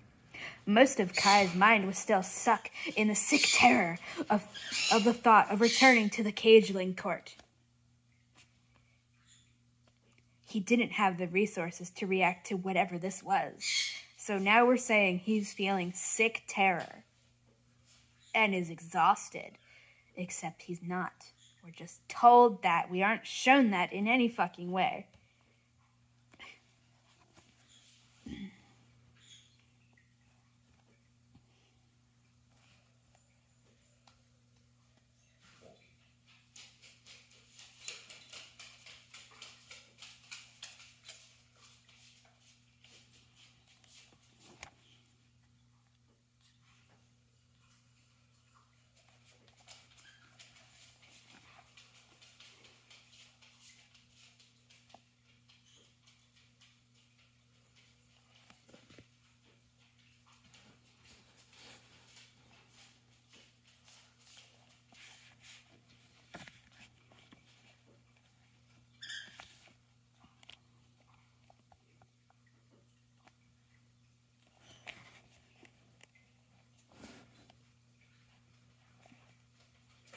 Also, just for the record, at this point in the story, Kai is still in the body of Enna, a small youth, a little girl. We don't know how old she is.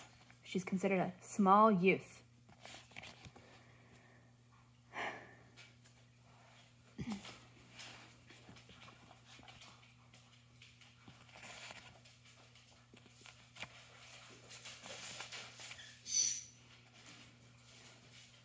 When Kai said, "I'll help you," he felt a tiny stir of hope in Enna's broken heart. So we're just telling us that he has a broken heart, instead of showing us through literally anything.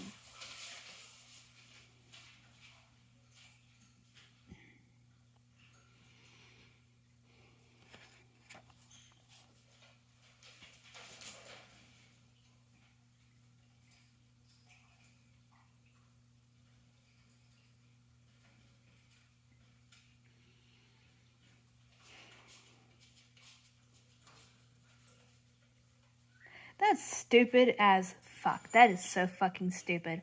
We've been told he's been in this cageling court, this cageling demon court for a while, and was just constantly getting rained on because the rain never stops to keep the demons in check. Okay, he's been rescued. Blah, blah, blah. That he's been offered a bath by the person who rescued him. The sight of the water made Kai flinch and breathe hard, but the skin on his arms and chest was still stained with ground-in dried blood from the battle when he had been captured. So, he has been literally getting rained on. I don't know if it says how long he was in there. Hold on.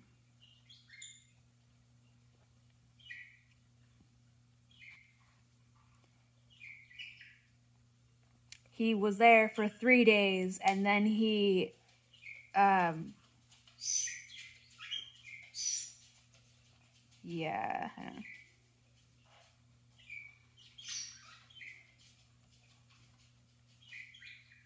He was there for 3 days, and calling and crying out for his grandmother until his throat was raw.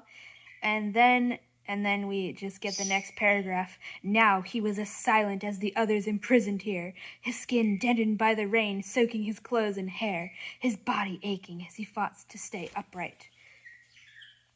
Literal non-stop rain, including puddling underneath, but we're supposed to pretend that he's still covered in the exact same blood that he had on him when he got there. More, presumably, way more than 3 days of constantly getting rained on, and we're supposed to pretend that none of that has come off in any way. That is, literal constant rain, 24-hour rain, we are told, including him sitting in it, soaking into his clothes, and we're supposed to pretend but the skin on his arms and chest was still stained with ground-in dried blood from the battle when he had been captured. And it's not magical blood either.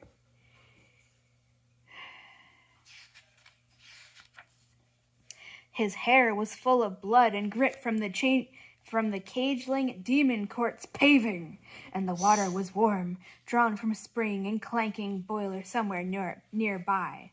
Blah, blah, and it's like...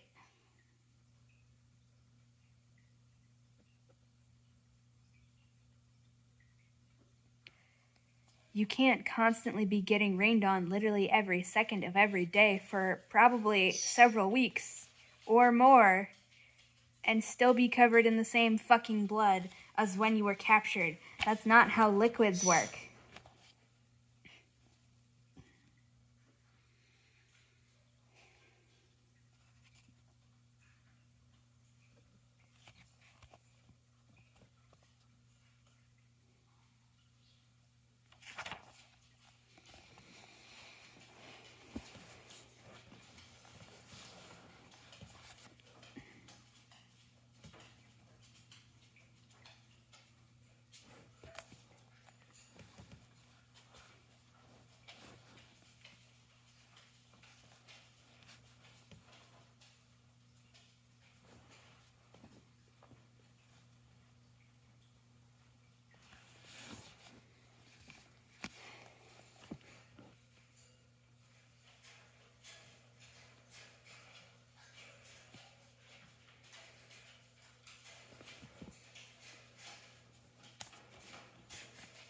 and he's not drying his hair, despite having towels nearby, and the whole water is painful to me while I'm a poor little baby.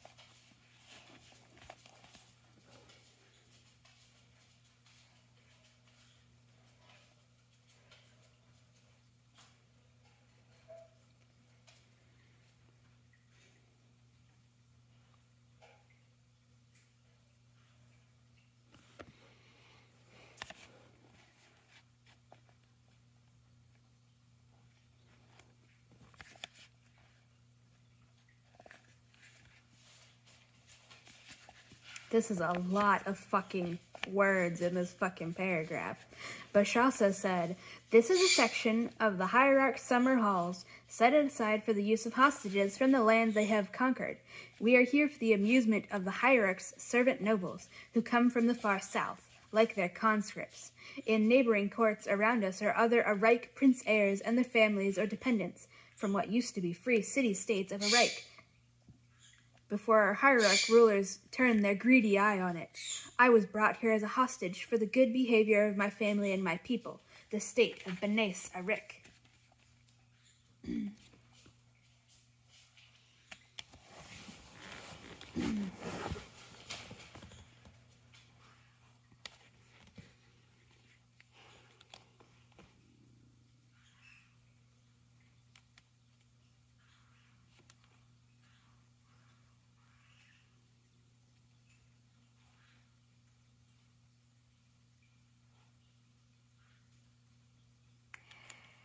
This guy is explaining that his city-state was taken over by one of these people by sending in... let me just read the fucking paragraph. "Not yet," Bashasa shrugged. "They persuaded a cousin to assassinate my aunt, who was the speaker of our city assembly, and then he took power in a bloody coup. Then the hierarch said he was mad, and they kindly assassinated him for us and installed another of my cousins as regent, with one of their own servants as his helpful advisor. Now we are what they call a client state, which means they take what they want from us and we pretend to like it or die." And Kai thinks to himself, "And you're living in a palace and all my mortals are dead." So she was clearly had Murderbot on the brain when she wrote this, because that would just be Murderbot thinking, "And all my humans are dead," because Martha Wells-isms.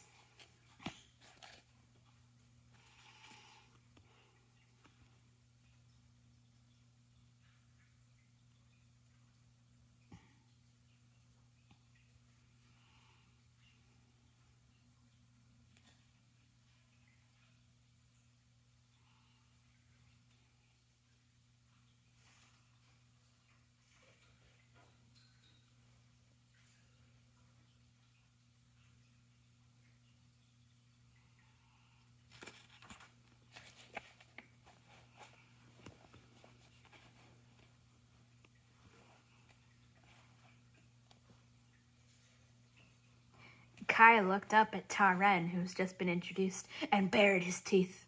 The pointed ones were a sign of the under-earth, a chains to Enna's bodies like his whiteless eyes. And again, we only get told he has sharp teeth because he's a demon on page 98, which means she only decided to make that a thing on page 98 and then couldn't be asked to go back and just put that in when we first see Kai as a little kid in Enna's body. Like, so which is it? Why would you describe it as whiteless eyes? Just say solid black eyes. Like, if you make shit up as you go along very blatantly and then don't do any work to edit that back in retroactively, we can fucking tell.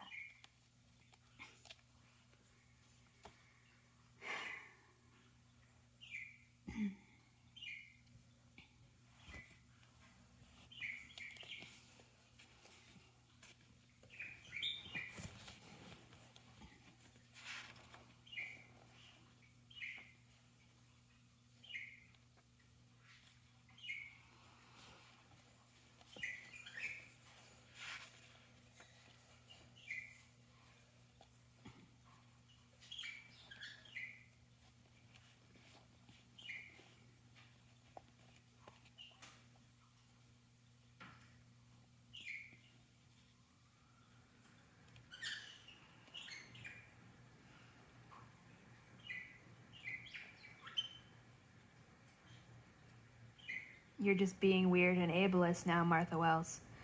Bashasa put his hand on Kai's arm and said gently, "Come, we are all prisoners of the hierarchs here, one way or another. Fighting with each other is the last thing we should do." Kai looked down at the hand on his arm and wondered if Bashasa was not being manipulative and clever, but that he was ill, in his mind, in a way that made him not fully aware of his actions. Now you're implying that the man is mentally ill. Why are you doing that, Martha Wells? Did I mention that she starts off the books of the Raksara by having her protagonist Moon being cruel to a man that's clearly meant to have an intellectual disability?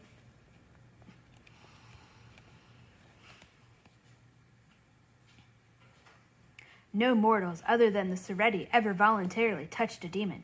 Kai hadn't been touched by any mortal not Sereti since waking on the upper earth, not counting the hierarch's legionaries he had killed with his bare hands.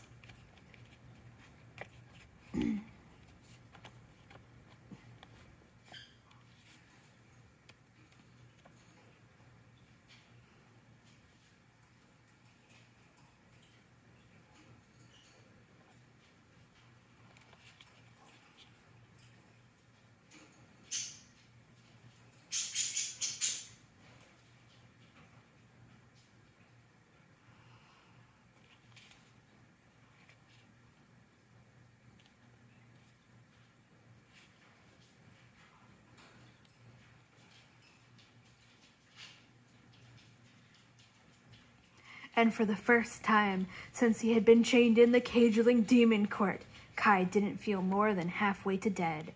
I'm sorry, I just can't get over cageling demon court. That is a stupid fucking name, and she just keeps saying it like it's serious.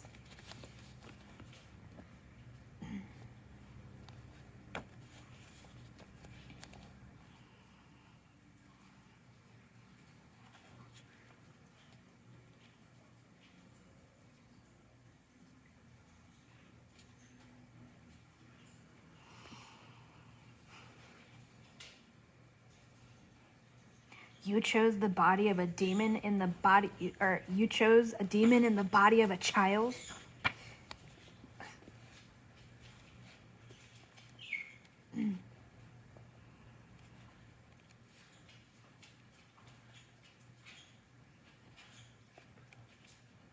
This is very badly done conversation.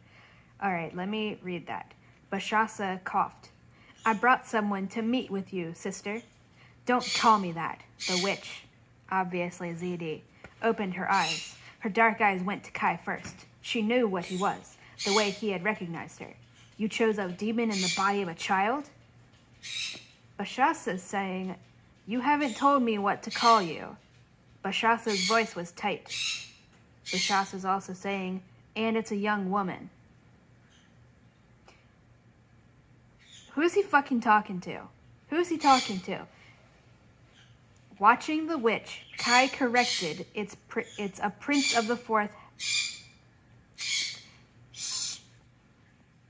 Thank you. Watching the witch, Kai corrected, it's a prince of the fourth house of the underearth, late Enna of the tent of Kendessa Sereti. Bashasa turned to stare at him, startled. "Prince? You didn't ask." I guess that's supposed to be Martha Wells showing off that she's totally supportive of trans people, but like this just, it doesn't make sense. What? Look at this. You probably can't fucking read it, but like, who is this directed at? "You haven't told me what to call you." Like, is he saying that to Kai? And then he's also saying, this is how his dialogue goes. "You haven't told me what to call you, and it's a young woman." I think that "it's a young woman" is supposed to be directed at ZD, because she's saying that Kai is in the body of a child, which is objectively fucking correct. Because Enna's body does not age, because Enna is fucking dead. She was referred to as a small youth. She's not a young woman by any stretch of the fucking anything. And I guess everybody's going to pretend that Martha Wells is so progressive for having a male demon whose gender doesn't change when he inhabits the body of a young girl. And it's like, wow, yeah, that's basic shit.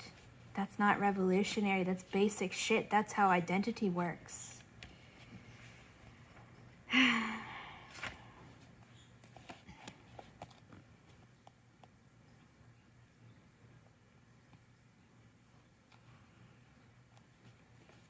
Alright, Martha Wells is being very bad at fucking writing. She was tall, not as tall as Taren, but close. If all her people were like that, it explained why she thought Enna's body was a child. Now just wait. Enna had been a little short, even for a Sereti, but her body had finished growing before she left it. Now, so we're just retconning the part where she's a fucking child? Where she's a small youth? Literally a fucking child? What page did I say that was on?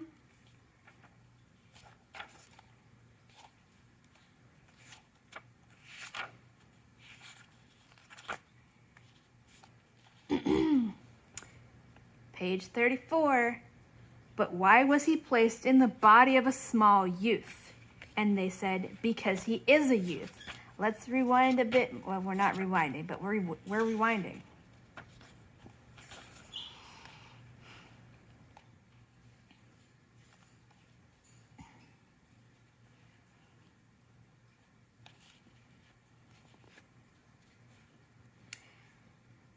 So who are you going to marry? Kai laughed.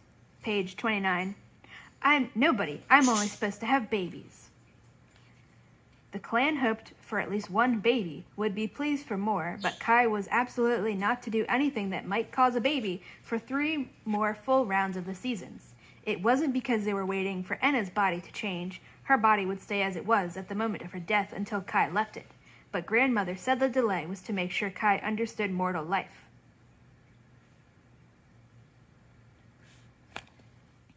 These are...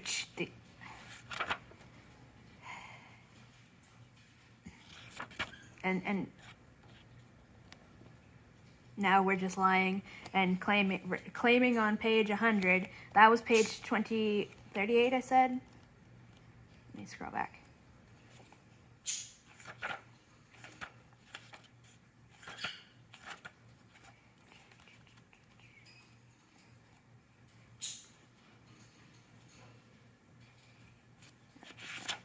Too far.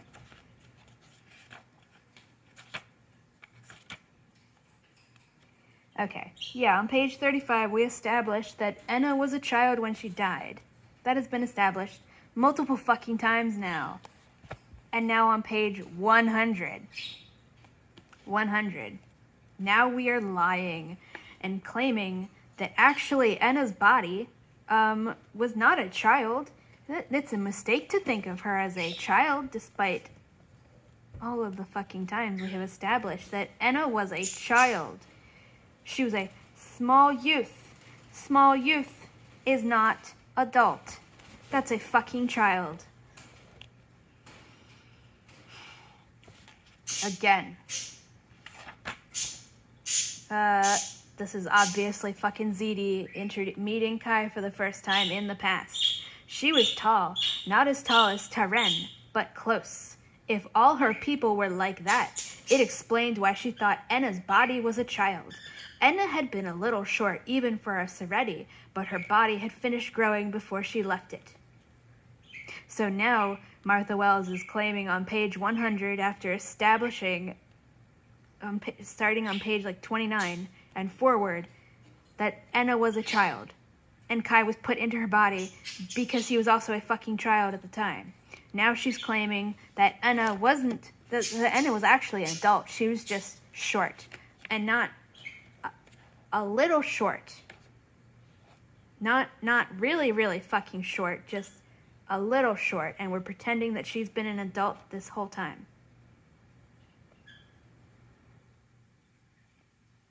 Why?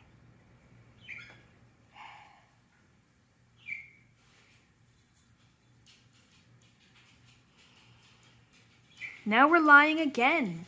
Fucking A, I swear to God. Bashasa looked from Kai to Zedi and back. I apologize for my misunderstanding. Zedi said, when a demon is called to the dead of the Grass Kings, they don't bother to match age or gender. They do match rank. But we established that they did fucking match their ages because both of them were small youths, aka children. You don't call an adult a youth. You especially don't call them a small youth. Why are you fucking lying on page 100 of the goddamn book as though we didn't all read the preceding 199 pages?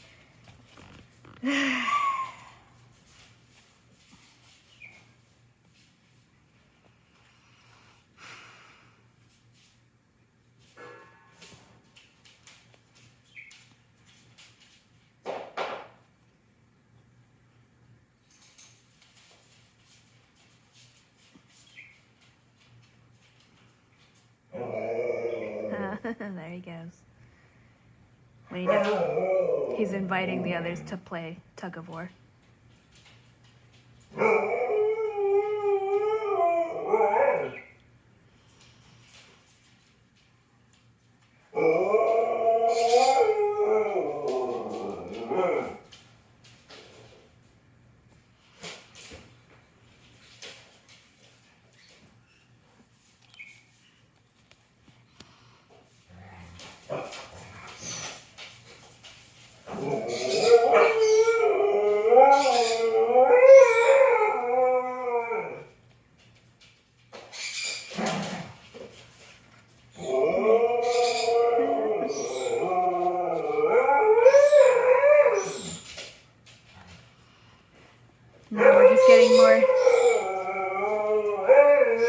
Now we're just getting more characters standing around talking.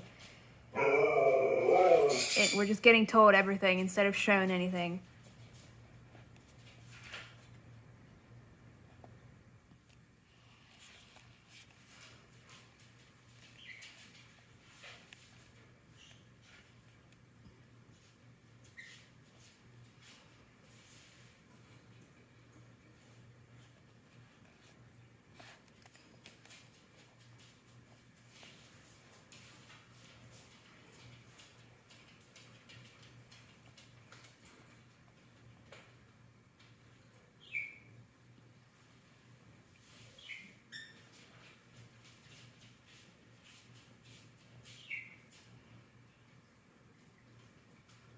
Yeah, Kai's a fucking child in this setting. I don't know why we're pretending he's not, and that Enna wasn't.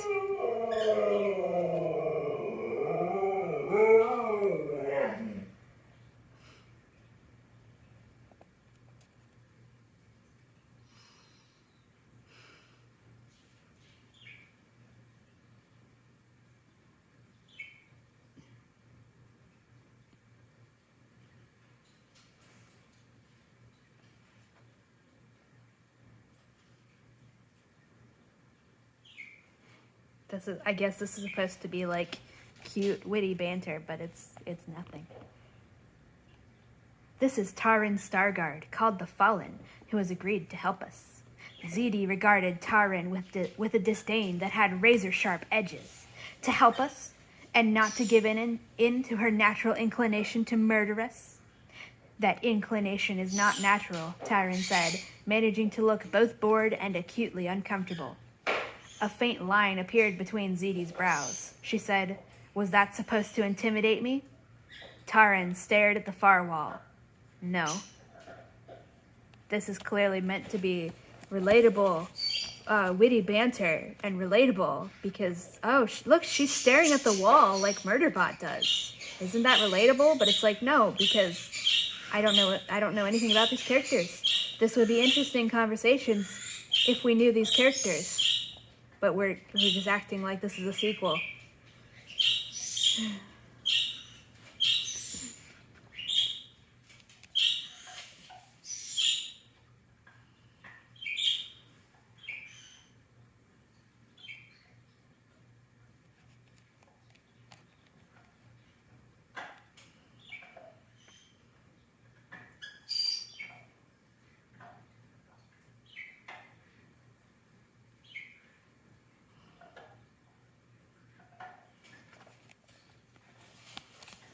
Okay, Kai says he'll help these people with one condition if they break the curse breaker that they have. So we finally get the bare minimum fucking description of one. She took a long black wooden cane out of an inside pocket of her coat and snapped it. I have a fucking question. If it's a long black wooden cane, how is it fitting on the inside of her coat pocket? You can't put a cane in a coat pocket. You could say it's a fucking wand, or it's a collapsible staff, because they already had somebody fighting with a collapsible staff. That's a thing that's established to exist. How is she fitting a long black cane, the color doesn't matter, how is she fitting a long cane inside of her coat pockets?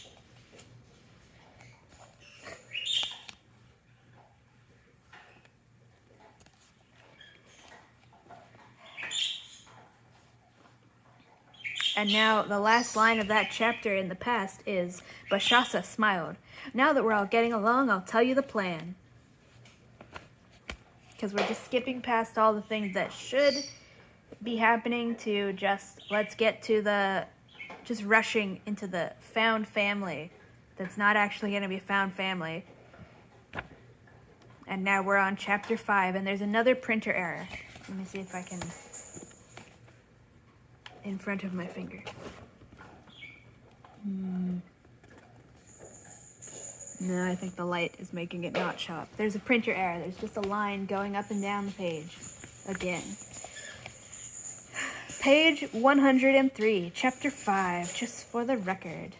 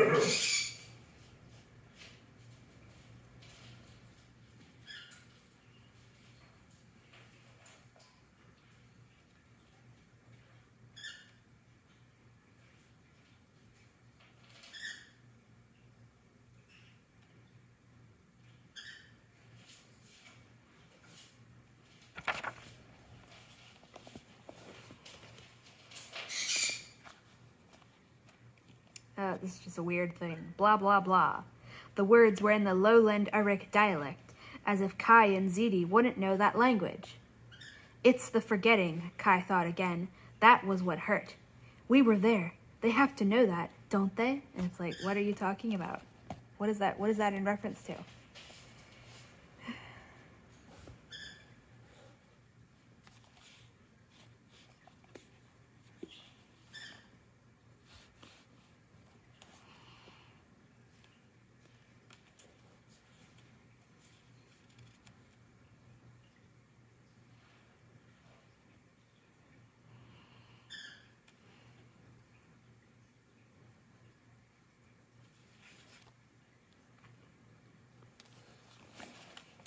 So, Ramad and Bashasa from the past are just the exact same fucking character?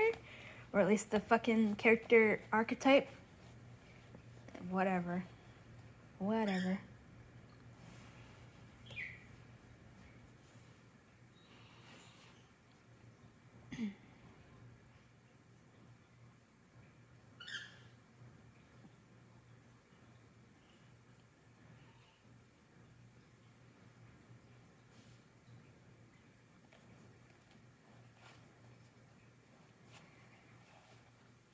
Tenez, the familiar, aka the slave girl, had been listening. She stepped out of the main cabin, trembling.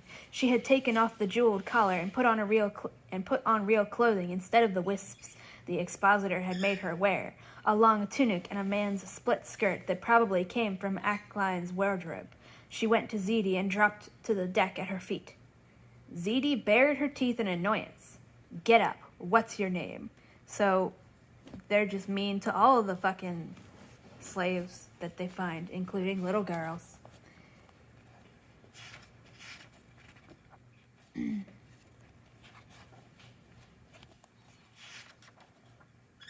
She's Sister Tenez, Kai supplied instead of letting her answer herself as she scrambled to her feet.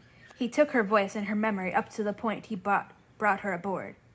The waves of rage emanating from Zidi's body should have been physically visible. Go over there, Tenez, she ordered through gritted teeth. Because, you know.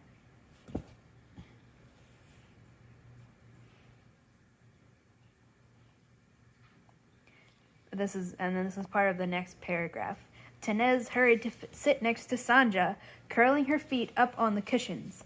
Kai leaned his head back and groaned, a theatrical gesture only partly faked. But why? Why?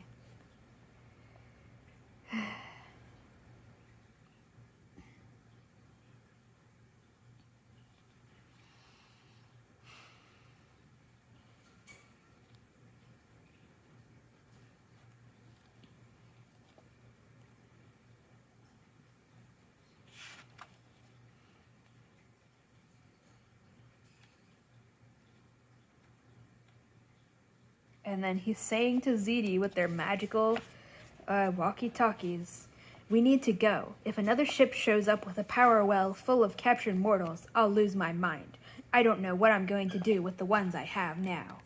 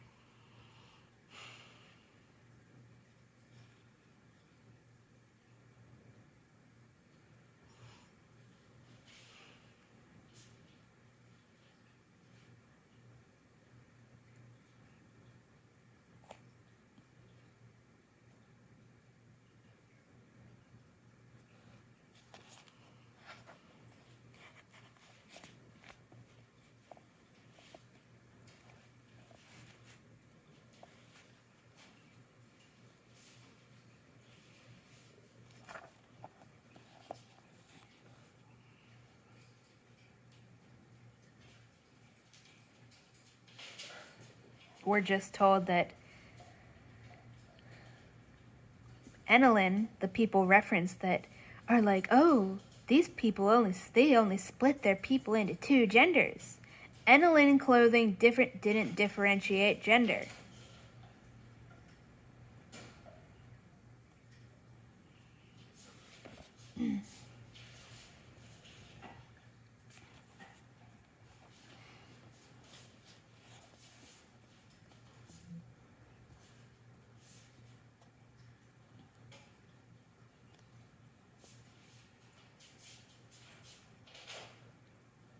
Sanja, who was sitting on the couch directly next to Tenez and Kai, had been watching Tenez with wary curiosity. "Who is she?" she asked Kai, instead of asking Tenez.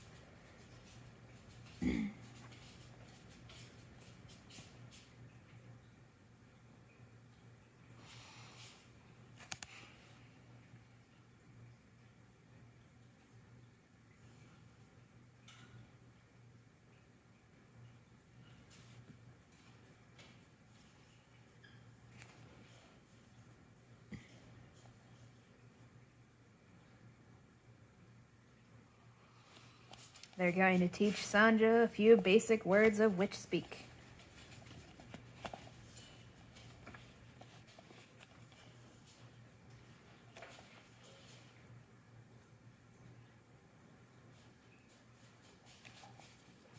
Let's see what the battery is at. 12%. Alright. Time to end the video so the phone can actually charge.